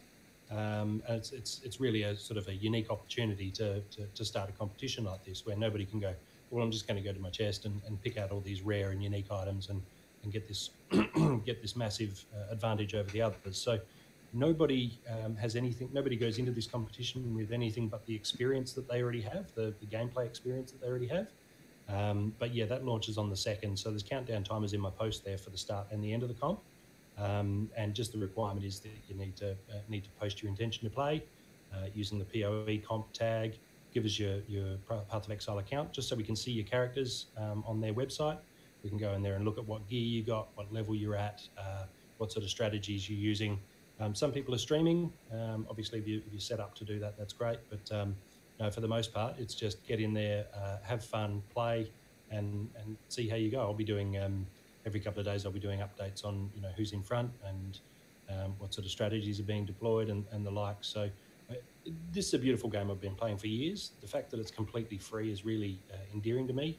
You can buy cosmetic upgrades, so footprints and special glowing wings, but you can't actually buy any advantage in the game. So that's been a really, really successful model for them.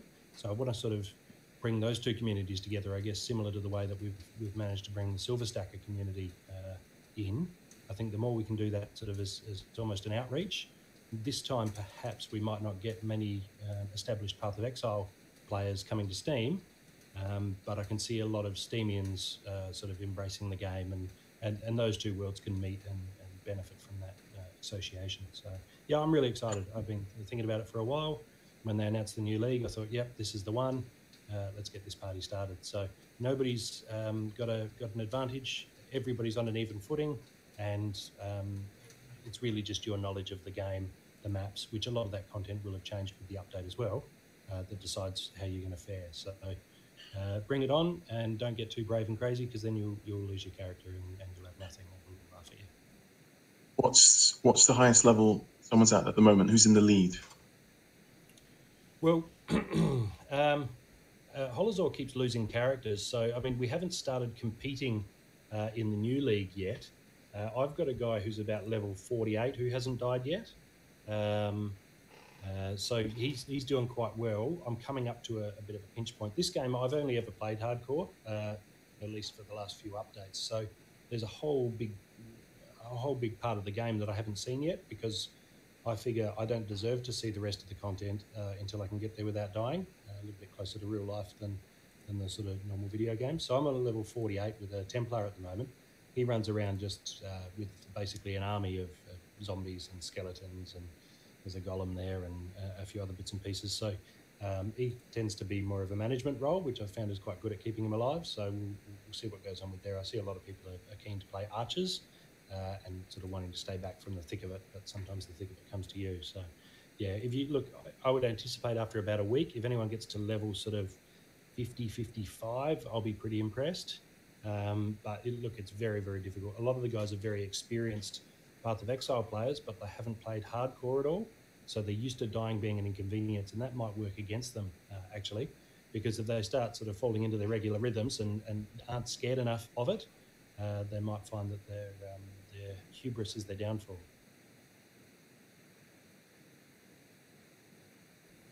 Okay. Wow. Still sort of, I want to do this, but I'm scared with how much time it will take up. Yeah, if you don't have time, probably don't worry about it. You've got a toddler.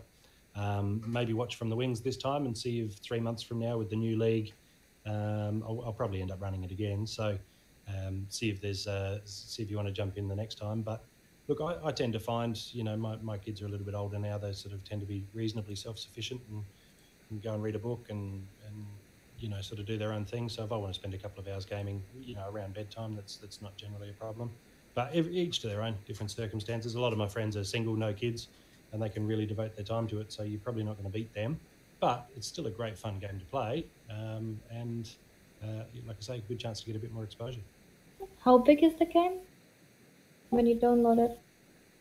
It's huge. So if you played through probably on standard, without your character dying, and having to start over again, playing through on standard, you're probably looking at at least 100 hours of gameplay, I'd think. Towards the end. The size of the file, the game download. Sorry, probably, I think 8 gig, 9 gig, something like that. I'd have to look it up. Oh, that's okay. It was I think it was 5 when I downloaded it, but then we've had other subsequent updates over the last couple of years. So yeah, you're probably looking at about 10 gig, but I might be way off. I haven't downloaded it for a while, so yeah, I might look into that. It will take Acrid forever, but we can team up after Acrid downloads it. Yeah, look, the more the merrier. Get involved. So it'll be interesting to see if anybody gets from here. It sounds like Acrid might have a go. Linda, I can tell, is veering towards it. Good prize as well, solid prize money. I might, if I've got some time at night time. Anyway, right. Kubby, let's move on to your post so we keep things ticking over. Yes, sir. Let's get to it. Probably another wonderful post along the lines with everyone else's selection. And both my people were here today. What a nice treat on my last day for the authors that I selected to join. Thank you so much for being here, Samantha. This one is from Bry. I don't know how to say your name, so I apologize if I butchered that. But he has written this beautiful story. It's actually the second chapter of this story that he has written and posted on here. about a family, and it's long, but I wouldn't say that it's lengthy per se, because I thought the story to read very easy and quick. And of course, it was well formatted, so obviously, he got extra bonus points for that. But when I found the story, normally I don't like fiction. I don't like stories because I find them rather boring. But when I saw his post and I actually liked it, it reminded me of a time when unfortunately there were some flag wars going on and fiction writers weren't encouraged to put their post on Steemit, or not that they weren't encouraged, but it was a discouraging time. And when I read his, it felt like that time has come to an end, and more writers are posting on Steemit. And he didn't get very much attention on his post, or at least not as much as I thought he deserved. And so I wanted to bring it to you guys. Love it, hate it, don't like it. It's well written. He put some time and effort to it. It's a second chapter into it. And there's actually some controversial topics right now going on about authors who do write fiction not publishing on Steemit, because it creates another level of challenges if they want to publish outside of that realm. And so anyone who does choose to do that does run sort of a risk of it not being published elsewhere. So for all those reasons and more, I wanted to bring his page onto you. If you guys might looking for another type of writer to follow, he is definitely one that I would recommend.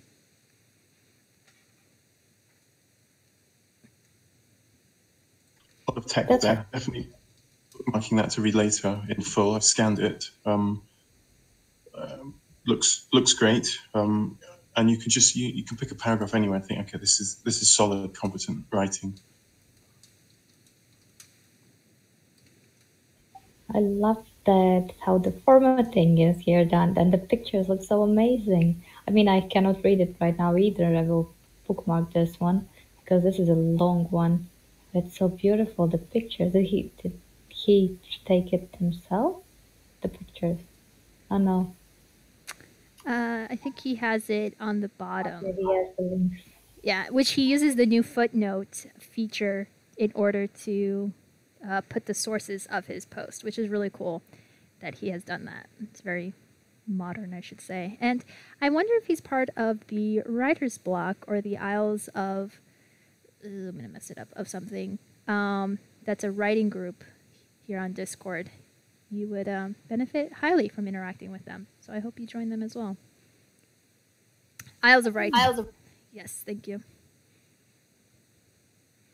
Those are so... And I'm checking those pictures. He didn't even choose them from the same person, so he kind of grouped them himself.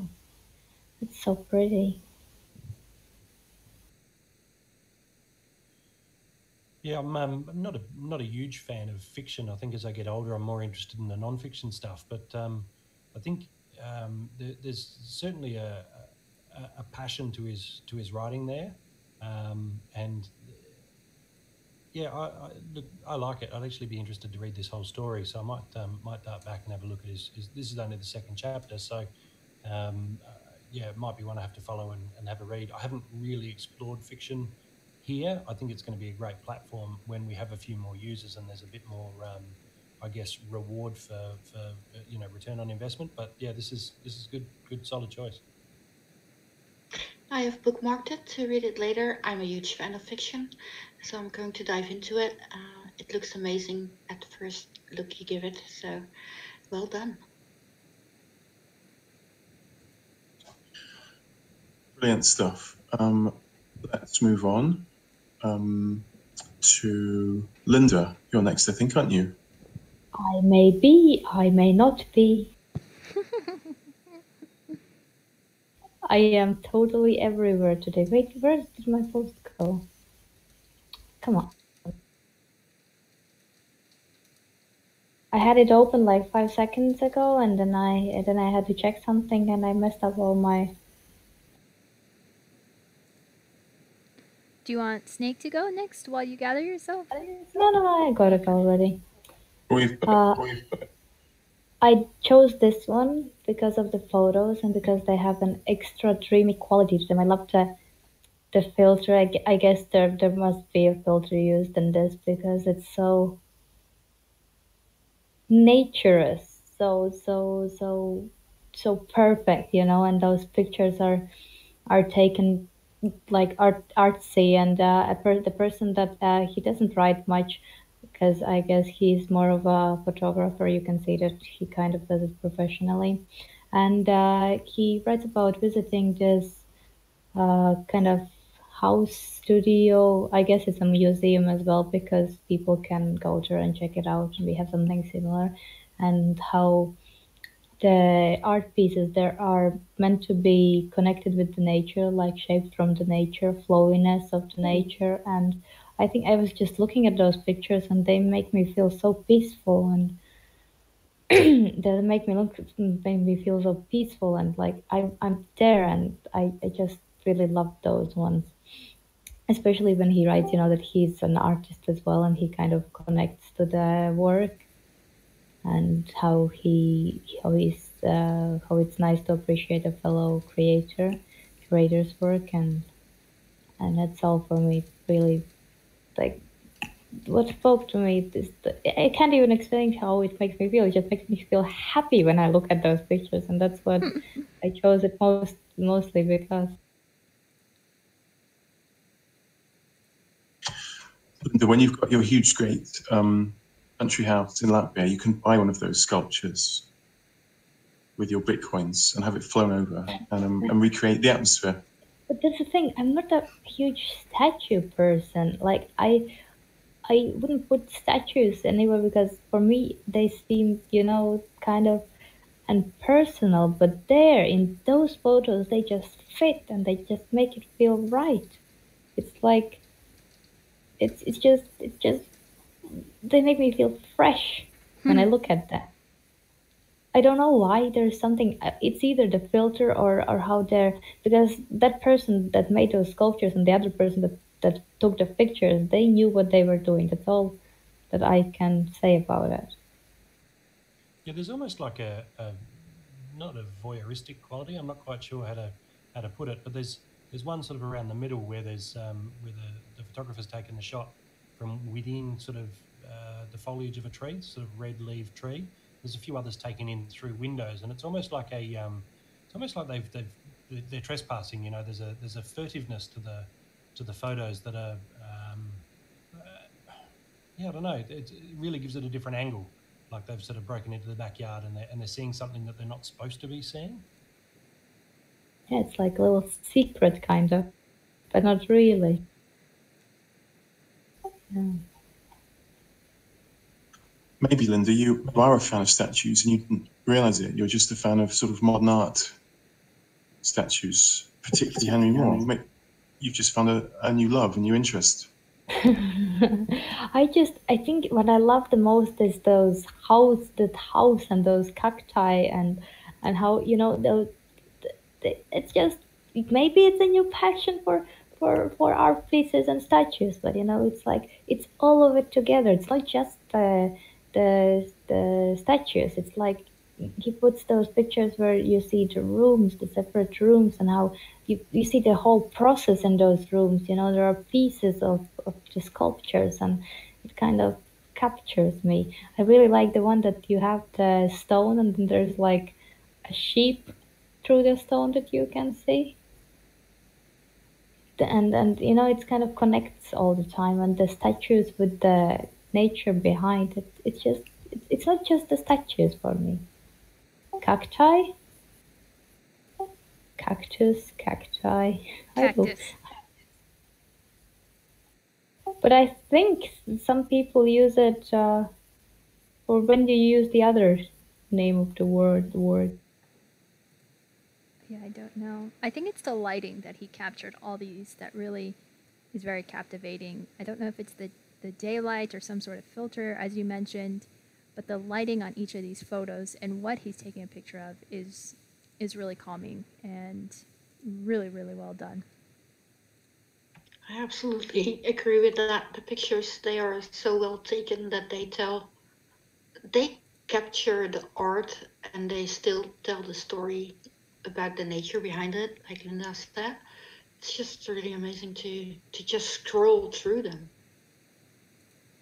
They just flow, right? I really like.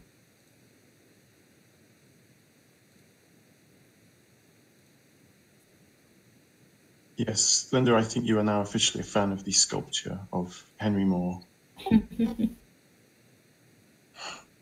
They're not goats, they look like sheep, I think, and I bet they keep the grass short. It's much easier than having a mower. Didn't I say sheep? Did I say goats? Working said goats, I believe. Oh, okay. In the chat, I was just clarifying. Anyway, okay, brilliant stuff. Another good post. Who is next? Snake. I think it's you, isn't it? I think so, yes. And there's my post. Well, not my post. This post is made by Love is in the Air. And I immediately, it's late. I'm going to say words very wrong. This post is capturing me because of all the nice things. You see Kit Kat, you see strawberries and tiramisu. Tiramisu. And in this post you can read how it's made and that this is not the traditional tiramisu, but a different kind, light and easy to make. And the pictures taken are incredibly pulling me into, I want to taste it, and that is what I really enjoyed about this post. I love the picture, first of all, and that they look so delicious. I'm hungry now. It's your fault. But I moved into my new apartment, so right now I can walk around as loud as I want. Yay! Every time there's a food post presented here, I bookmark it, and then I give it to my fiance and say, I want that, with the idea that she will make it for me. Doesn't always happen, but she's getting this one forwarded to her. So hopefully I will be able to tell you that I've had this next week. I love making tiramisus because they always come out differently. Yeah, and in this post you can see the different ingredients used, so you can, make different kinds, and that is like magic. So I really, really, really love this, and I'm going to try it. Yeah, she had me at strong espresso coffee. Bailey's cream, Kit Kat. I mean, yeah, there's a lot to like here, and the photos they really do draw you in, don't they? I want to reach in and grab any of those things, especially the chocolate dusting and the coffee beans on the top. Yeah, nice. It captures you, doesn't it? So creamy. Now, Kubby, you say that. You're exactly what Linda said. No, that's not happening, my friend. Nice try, though. Okay, well, another solid post. Do we have any more questions from Matt? Let's see. Matt, what is your... Let's see. Your fondest memory on Steemit? Or the greatest milestone that you thought was most meaningful to you? Yeah, good question. I haven't really thought about it a great deal, to be honest. I'm not a big one for trying to quantify things. So, I mean, I'll notice when I've passed 2,000 followers recently, and 2,500 is coming up soon, and the financial side of things, or biggest post, or what have you. But yeah, look, for me, I'm a big fan of the followers. I know it can be a bit of a hollow metric. With people sort of follow me and I'll follow you, and often they're not particularly engaged with the site, or they followed me back in October 2016 and haven't come back since. But I think the genuineness and the empowerment of the follower relationship is really undersold in a way. For example, I don't sort of want to go into politics, but with the gun control debate that we've had going on recently, obviously that's all over Facebook. And something I've found is I was looking at it, and there was a lot of I could see that a lot of my friends were posting, especially here in Australia, where there's that real mentality that America's doing it wrong. Mm-hmm. I could see that a lot of my friends were posting pro-gun control memes and topics and sharing this type of thing. And I thought, well, that's interesting. I sort of expected a bit more division amongst my friends. And then I sort of looked at it a bit more closely, and I realised that a lot of what I was seeing were from people I hadn't actually interacted with for a while. And I know that Facebook algorithms, they tend to match you up with people that you've spoken to recently. I also noticed there wasn't a lot of engagement on some of these posts. I sort of thought, if this was on a different topic, would I have ever seen this? And then it starts you wondering, well, how much am I being manipulated by what I'm being shown? Am I being deliberately given the impression that a whole lot of my friends are in this particular, camp, because that's peer pressure and that's the impression I'm supposed to get? Whereas maybe I'm only hearing from those friends that I'm supposed to be hearing from, so to speak. So I think the follower relationship is really important to me, and I find it's really empowering, and it's not something I take lightly. I put a lot into my posts, not so much because I want to bring home the payout. My income comes from paid delegation mostly, rather than posts. But for me, it's about, I want to reward your eyeballs for trusting in me enough to follow me. And I think and I guess I expect the same from people I'm following. If I find that you're abusing the privilege, I'll unfollow you pretty quick. And I've written a few posts about that. I'm not shy about it. So I think as the price increases, those who are quality authors and those who are fairly phoned-in authors are going to find that the posting frequency goes up, and people are going to be able to follow fewer people.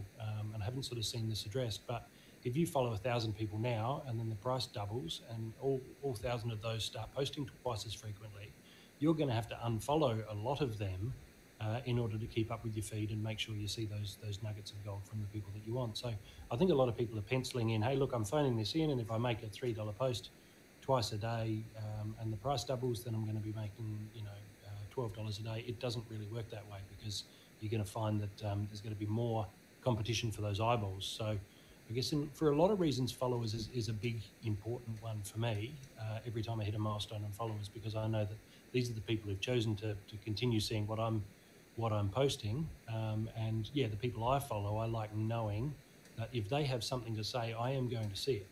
Nobody's going to decide that this is not important information for me. Nobody's going to decide that this is not in line with their agenda. And people can post with that confidence, knowing that, as long as they're checking their feed, everyone who's following me is going to see it. So, the followers is a big one for me. It's always been about the followers. I remember one of my earliest posts was being stoked that I had 7 followers, because I said these 7 people they're gonna see everything I post, and that's, I guess we've been I guess in a way domesticated or tamed to expect that some people might see it. But a lot of people won't, and that's okay. And I find that really patronising and disempowering. So I don't want to bang on Facebook. We had to start somewhere, but followers is my metric. That's the one I get excited about. If I can hit 5,000, 10,000 followers, we start adding 100,000 people a day. That's not going to be difficult for people who've already got momentum. Mm-hmm. But if you don't have momentum, I feel there's going to be a lot of people left behind who haven't sort of cultivated those relationships while they were, while the wave was still a long way out. You've got to start paddling, start paddling before the wave gets to you, because suddenly we're going to take off. And if you don't have that momentum to get yourself, noticed by these 100,000 or million new followers, million new Steamians that arrive each day, well, you may as well have, arrived a year from now rather than a year ago. So. Yeah. That's interesting. Yeah, I agree. And I wonder how much people emphasize on followers when they are using the bid bots so much, or when they are on so many auto voters. Do they realize that they still need to engage and build their following and engage and create that relationship with them so that it continues on? Because we never know circumstances, what may happen to someone or how their interests may change. But if you're what's the word I'm looking for? Intentional about building those relationships, it will go a longer way. Yeah, absolutely. And it's not about posting frequently or pandering to people necessarily. It's just about respecting their time and the time that they've invested in reading what you've posted. And you just got to make sure you're trimming the fat. And when they come to do the cull and say, look, I can't keep up anymore, I haven't increased my number of follows, but, people are posting twice as frequently because of this price jump. You don't want to be on the list of people that go, that's fairly low quality. I've only really kept him around to make up the numbers. That's not the category I want to fall in your mind. yeah, I want to be in the we can't lose him because he doesn't post frequently, but you know the stuff he does post is good. So I think there's a few big cull events coming along before people realise that it's not just about what you made on this post. It's about the impression that you left in the mind of the people who are following you, because we all have our own brand. And long term, you're much better off maybe leaving some money out there, not getting everything that's available, abusing being on people's auto voters and the like, and making sure that you've got that reputation for consistently delivering quality, because that is going to become more and more important as more people arrive and as the price increases. So that's assuming that more people arrive and the price increases, but I can't see why that wouldn't be the case. So. Okay, I've got some more questions for you, Matt, but first I'm going to explain to everyone, if you're new here, you don't know this, if you're not new, it's time to send me your open ledger address. So what happens is, for listening in, you get free whale shares. For us to give them to you, you need to have an open ledger address. So you can send that to me in a direct message now if you've got one. So do send me a DM with your open ledger address.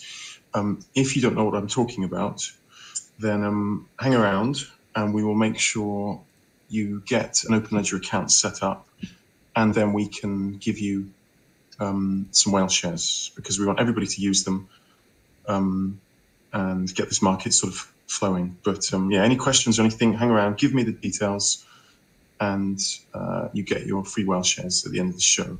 Okay. Also, after my post, which is going to be the last post, oh no, in fact, we should do it now. Linda, do you want to get the collage up? Have you made that? Yes, I have made it. Let me save it again. Okay. See, I'm getting some messages in now. So all these people will get five free whale shares, which are equivalent to a 5% upvote from the whale share bot whale, which is, it's got about 13,000 steam, almost 14,000 steam at the moment. So you can save them up because the steam power is being increased. It was 150,000 steam at one point. Hopefully we're heading back to that, but these are valuable and can be even more valuable. So so do send me your details and do hang around and get involved if you're not sure what I'm talking about.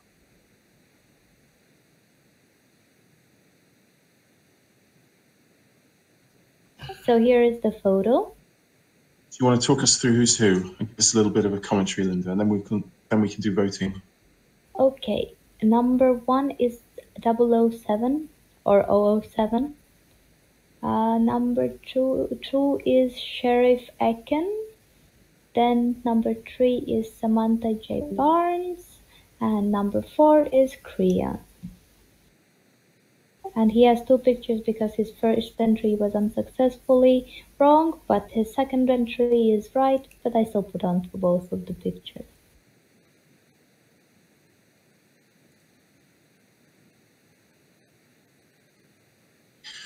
Okay, let's go through with voting. Okay, Linda, what's your vote? Starting with me first. Okay, I have to admit that I had a very clear winner this time, because that whale share sign is amazing and that facial expression is amazing. Who does it go to? Big applause, big drum. Samantha J. Barnes. Oh, the crowd goes wild.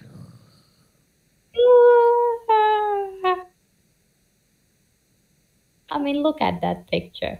That is some crazy, amazing picture. Yeah, it's number 3 for me too. I think the eyes have it. I'm going for number 3 as well, because it's the winner.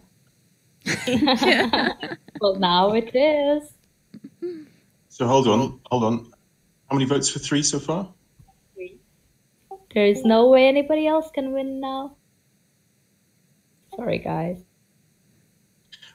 In that case,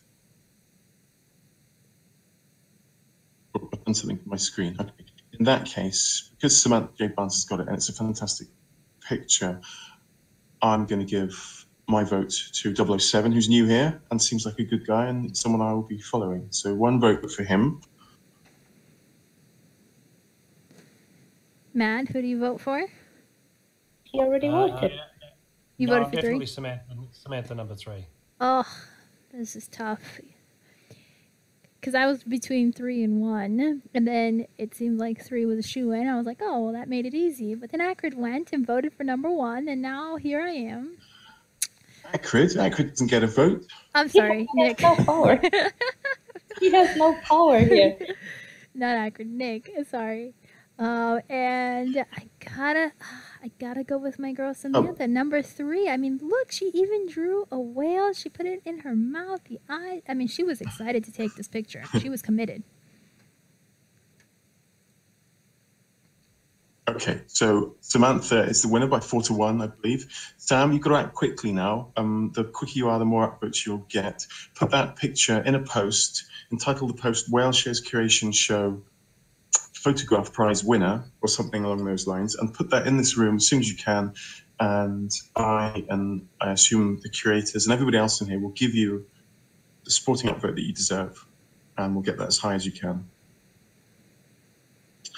Let me know that you're on that.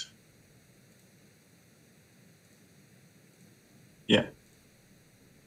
Okay, perfect. All right. Yes. No pressure. Right, so I've got my post now. I just wanted to ask, Crystal's in here. We had a post from you last week, and you'd lost some weight, and then we found out you'd lost a tremendous amount of weight, and we all felt, I think, a little bit proud of you because of that. How's it going this week? If you can type, I'd love to hear.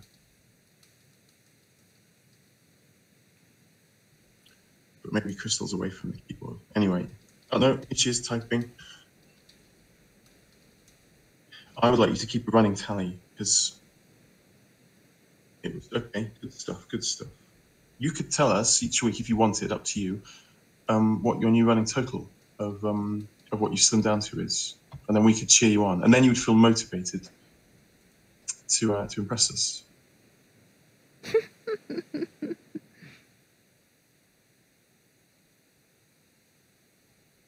Anyway, I put my post up.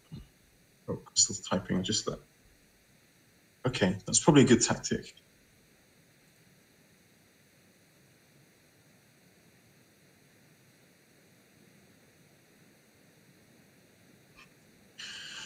Okay, so this was my choice. I'm very much interested in synchronicity. I'm a big fan of Jung. I don't know much about Pauli because I'm not a physicist, but I know a little bit about quantum physics. And I thought this whole thing was fascinating. They're too complicated to go into in detail, but the idea of synchronicity is when a coincidence happens with deep meaning. And Jung and other people have realized that these happen a lot in people's lives, and they don't think it's a coincidence. And this post talks about it, and some people think that quantum physics provides an answer. And this is something that Pauli perhaps espoused best. And for those of you who don't know, quantum physics has proven that whatever you think about in certain experiments, you can force the result of the experiment just by thinking about it. So it smashes the materialistic view of the universe. For some reason, this hasn't broken into the mainstream. But anyway, this post went into a lot of detail. I thought it was very, very well done. I'm going to read it again. It needs at least 2 reads, and it's probably the most fascinating subject I can think of. And if you're spiritual as well, Cubs, this kind of stuff is in the Bible as well. I can give you some references that can be interpreted to tally with quantum physics in the Bible. And there's people who've gone through and reckon big chunks of some of the books of the Bible are all about this idea of controlling your intention to control life. Yeah, that's it. Walking, thoughts become things. But this post I thought was fascinating, really interesting. And take a look and have a read and learn something if you feel you've got the energy or intention to do so. Yeah, I think with things like this, you can obviously I can't read it just in the moment, but with things like this, if you pit 2 personalities against each other in this sort of format, I think there's a lot of scope to have them play off each other and educate the reader while they're, I guess, absorbing the drama and the tension between the 2 characters. I'm actually looking forward to 10 years from now, I'm sure there'll be movies made about Vitalik Buterin and Dan Larimer and their different approaches to blockchain, for example. Do we go with proof of stake or proof of work, or that sort of different people's visions? I think is a really good way to educate the reader, almost as if they're not being lectured to, but just taught the story of the relationship between the different personalities in it. I think it's a like a way to squeeze information in. So, assuming this is done well, it should be a really good read. I think you're right regarding the two personalities pitted together. You can almost make it like a sort of gossip, give a gossip factor to it. Or he said this and he said that, which can introduce, anybody likes to hear gossip, it seems. So you can engage someone in a subject that might be dry otherwise. Sorry guys, I got a nosebleed. I will be quiet for a second.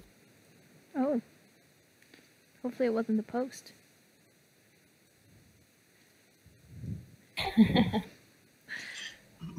Is everybody still awake? I know that Poetic Snake was struggling. Snakey, are you still with us? I am still here, but I am really, really struggling at the moment. Don't worry, we're winding up soon. Okay. There's Samantha's picture. Go ahead and vote on that if you think that it's a good winner and you'd like to support the competition, and hopefully we'll get that up reasonably high. I should say that the show will end shortly, but all we do is take the mics off and hang around and chat for a bit. Most weeks Linda sings, so we will interact. You can ask more questions. Matt, I don't know, are you around for a bit longer? Do you need to go? Yeah, no, it's only midday here in Adelaide, so I'm happy to hang around for a bit. I'll have to pick up the kids from school in a couple of hours, but I'll hang around and chat for a while. It wasn't quite as daunting and overwhelming being on the group as I thought it was going to be. So thanks everyone for making my first time easygoing and fun. I really appreciate it. Thank you for being here. It was fun listening to you. I think. No, go ahead. No. I'm downloading the game, by the way. I look forward to seeing your entry and hopefully not too many glorious deaths. You have to die first and you have to make mistakes first to learn how to survive and thrive. That's the spirit. Yeah, get involved before the second so that you don't have the rude surprises during the actual competition. But ultimately, have fun. It's just a great fun game. Thanks. Matt, thanks for agreeing to be part of this as well. So as I said, I've followed your posts and I very much enjoyed the quality and the gamification of them and the pure originality of them. And I urge you, if you're listening, to add Matt to your follow list. You'll never be disappointed by something he posts. But I guess for this week, that's it. So once again, if you want free Welsher, send me your address. It's -8 outside here. My house is cold. I've got the wood burner going and the fan on, but I'm still freezing. But I will hang around. I'll just nip and make a cup of tea and come back. Oh wow, -17. Wow. Hopefully I won't end up like... Go ahead. I've only shared one. I had two. Was that correct? Oh, I was wondering. I was searching. I was like, I don't think Matt has done both of his. Oh wow. I'm glad I'm not the only one. Yeah, that's all right. I just didn't want to. Yeah. That's my mistake. In that case, okay, we've got one more post from Matt. Sorry, Matt. It won't take me long. I'll just paste. He's a little emotional, Matt, since it's my last day. He's a little frazzled, so be kind to him. All good. We're all going to miss you, Kubby, but you'll still be around, right? I sure will. Excellent. This post, I won't take too long. Inspired Gideon. What really grabbed me about this guy is I checked on Steam D. He's only been around 38 days, and yet his guide for noobs, I think, goes into great detail, and it has some really good instinct on, don't spam, don't plagiarize, don't go to the dark side, This is how you're going to do it. This is how you build for the long term. And I can feel some real wisdom in the way he writes. He's got this insight that he really understands. I think the ecosystem and how it all works, and I think he's really got a bright future. And I sort of want to give him a kick in the pants early on. So probably for those experienced users, it's not going to be a great deal of new information. But I think for somebody new, for a guide on where to find your feet, don't be lost. Here's a bit of a grounding. It's incredibly insightful, particularly for somebody who's only just arrived on the platform. So top notch, Gideon. Well done, mate. And I'll be following you and looking to support you any way I can, because you've got that depth of insight and understanding and wisdom that I really look for in people. And I'm really interested to see where you go with all this. And he created this post on his phone? That's amazing.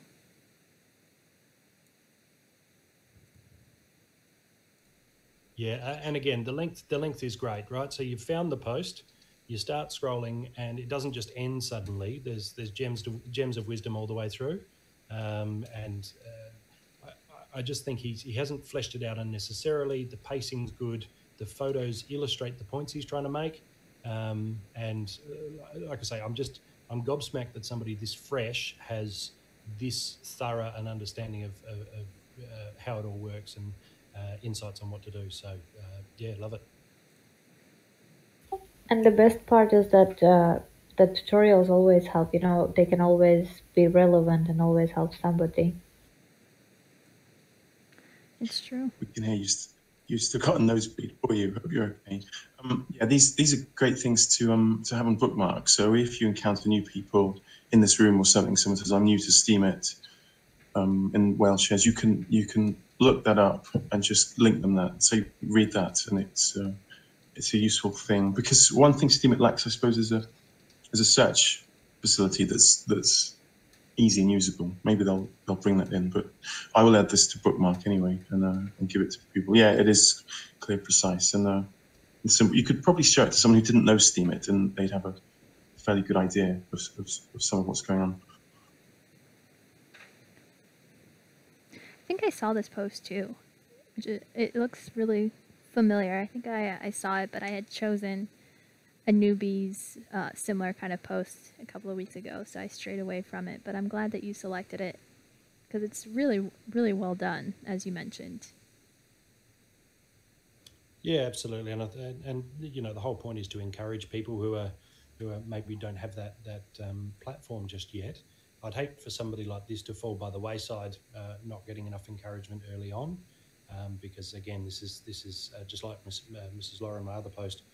I'm really, recruitment's one thing, but retention is really something that we need to work on here. So I think actually while I've got a bit of a stage, it's worth, when you recruit somebody, run them through looking at other people's feeds as if they are that person. So you go to somebody's blog and just type /feed at the top, because when you're new, there is really not a lot to see. There's a lot of dross in you. There's a lot of shop talk in trending. And until you build your feed up of interesting authors, there's really not a lot to keep you coming back. So whenever I recruit somebody, I say, look, here's a link, steemit.com/@mattclark/feed. Go there and read Steemit, see Steemit the way I see it, and follow the authors that you like out of the people that I follow. And that's going to get you started, because it's very easy for us to forget, when we've got more in the feed than what we can keep up with. It's very easy for us to forget what it's like at the other end when you've just started, and you really don't have, that big stack of really good authors to follow. So jump on that if you recruit somebody, because getting somebody on and keeping them are two very different things.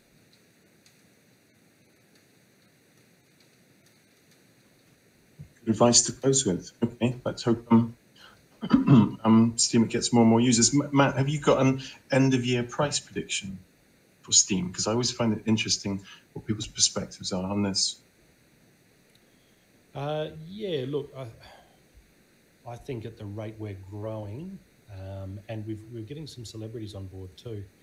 There's a guy who's largely passed under the radar, Donal Logue, He's been in a couple of TV series. He was a king in Vikings, and he was a bad guy in Sons of Anarchy about bikers. Ben Lee, the musician's brought him on. He's only been around about a week, but I think if we can continue to attract some of the high-profile YouTube and Twitter refugees, and I can't see any reason why we don't. The immediacy of the audience is certainly appealing, and I know it's grabbed Ben Lee's imagination. Assuming that we continue to do that well, I would suggest, I reckon, a $50 Steam price by the end of the year, around that, $50. Yeah, all right, make it 50. Okay, nice. That will make our upvotes all a lot more powerful. I will feel like a minor warlord, I think, with a few hundred Steam. Matt, will you be powering down if it hits that, or will you hold on for greater gains? No, I'm not powering down anytime soon. I'm employed otherwise. I pay the bills with my regular, normal, boring money, and the online stuff is all gravy. So I'm happy to keep growing my stash and supporting Adelaide, my home city. I'm very much a passionate fan of building local, not just countrywide, but local city-to-city groups. I think if you meet regularly and say, right, every last Thursday of the month, which is what we're doing here in Adelaide, and build the expectation that people who want to maybe sell a bit of Steam can do so there in person with cash, and people who want to buy a little bit of Steam can do so in person with cash. I think local Bitcoins was a big part of the reason that Bitcoin took off as it did, because sometimes you need to take these online things offline. And the three big questions I get from newbies is, how do I buy Steam? How do I sell Steam? How do I cash out when I want to? And where do I go if I have questions? And a meetup answers all three of those things. It's just we need to start building that into the culture to say, come to a meetup. If you're expecting to sell some Steam, have some handy. If you're expecting to buy some, bring some cash with you.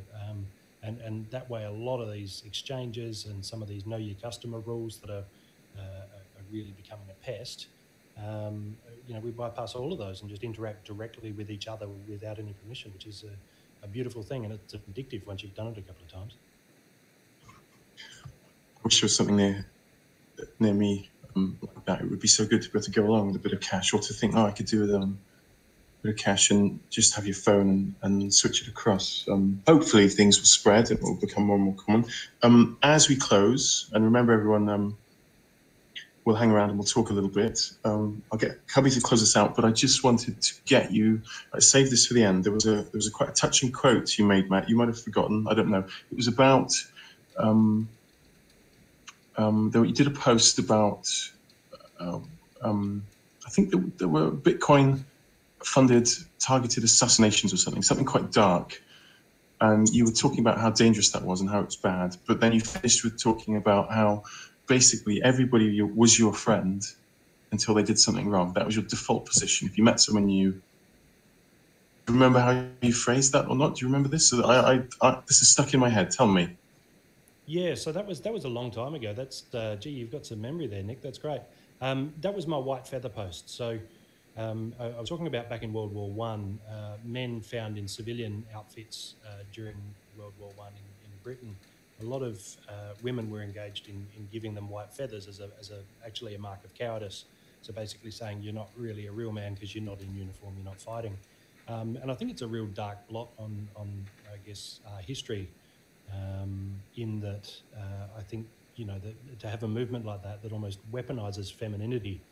I was basically saying that I wanted no part of countries or wars. I think it's time that we outgrew that. And quite a patriotic gentleman, a friend of a friend on Facebook, posted a white feather and said it should be my profile pic, expecting me to be ashamed of that. And I thought, well, that's actually a really good, that's an accolade for me, because it basically says that I'm not your enemy. There might be a few million Australians who think that I'm somehow, not a proper Australian, but I don't care about that. I care that billions of other people in the world know that I'm not actually a threat to them. You can say that, they're my enemy, but I'm not going to believe you. In fact, if you start, spinning that rubbish, I'm going to consider you the enemy. So, yeah, that was my white feather post. I'll drop that in the link. But basically, what I really want to do is get almost a, I don't even know how you do it, but I wanted to make that personal declaration to say I'm not a threat to you,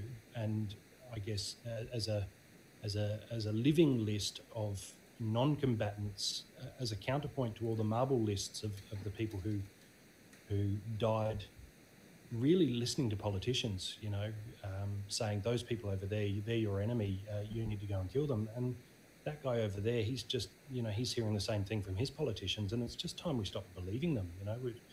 We're not each other's enemies. Just because you say that, just because somebody says that, I should kill you, I'm not going to. I'm not going to take up arms against anybody. It's not a pacifist thing. I'm quite happy to defend myself, but it's a declaration of saying I'm not going to believe them anymore. It's time to grow out of this. Please do it yourself. Post your own declaration that you don't believe in countries anymore. That you're not going to go fighting people that some schmuck who's never going to send his own sons to war has told you as an enemy. It's I've outgrown it. So yeah, that was I found that really.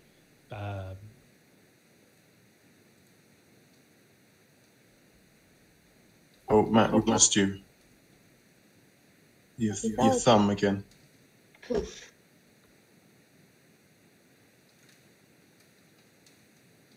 He's out. Oh no, come back.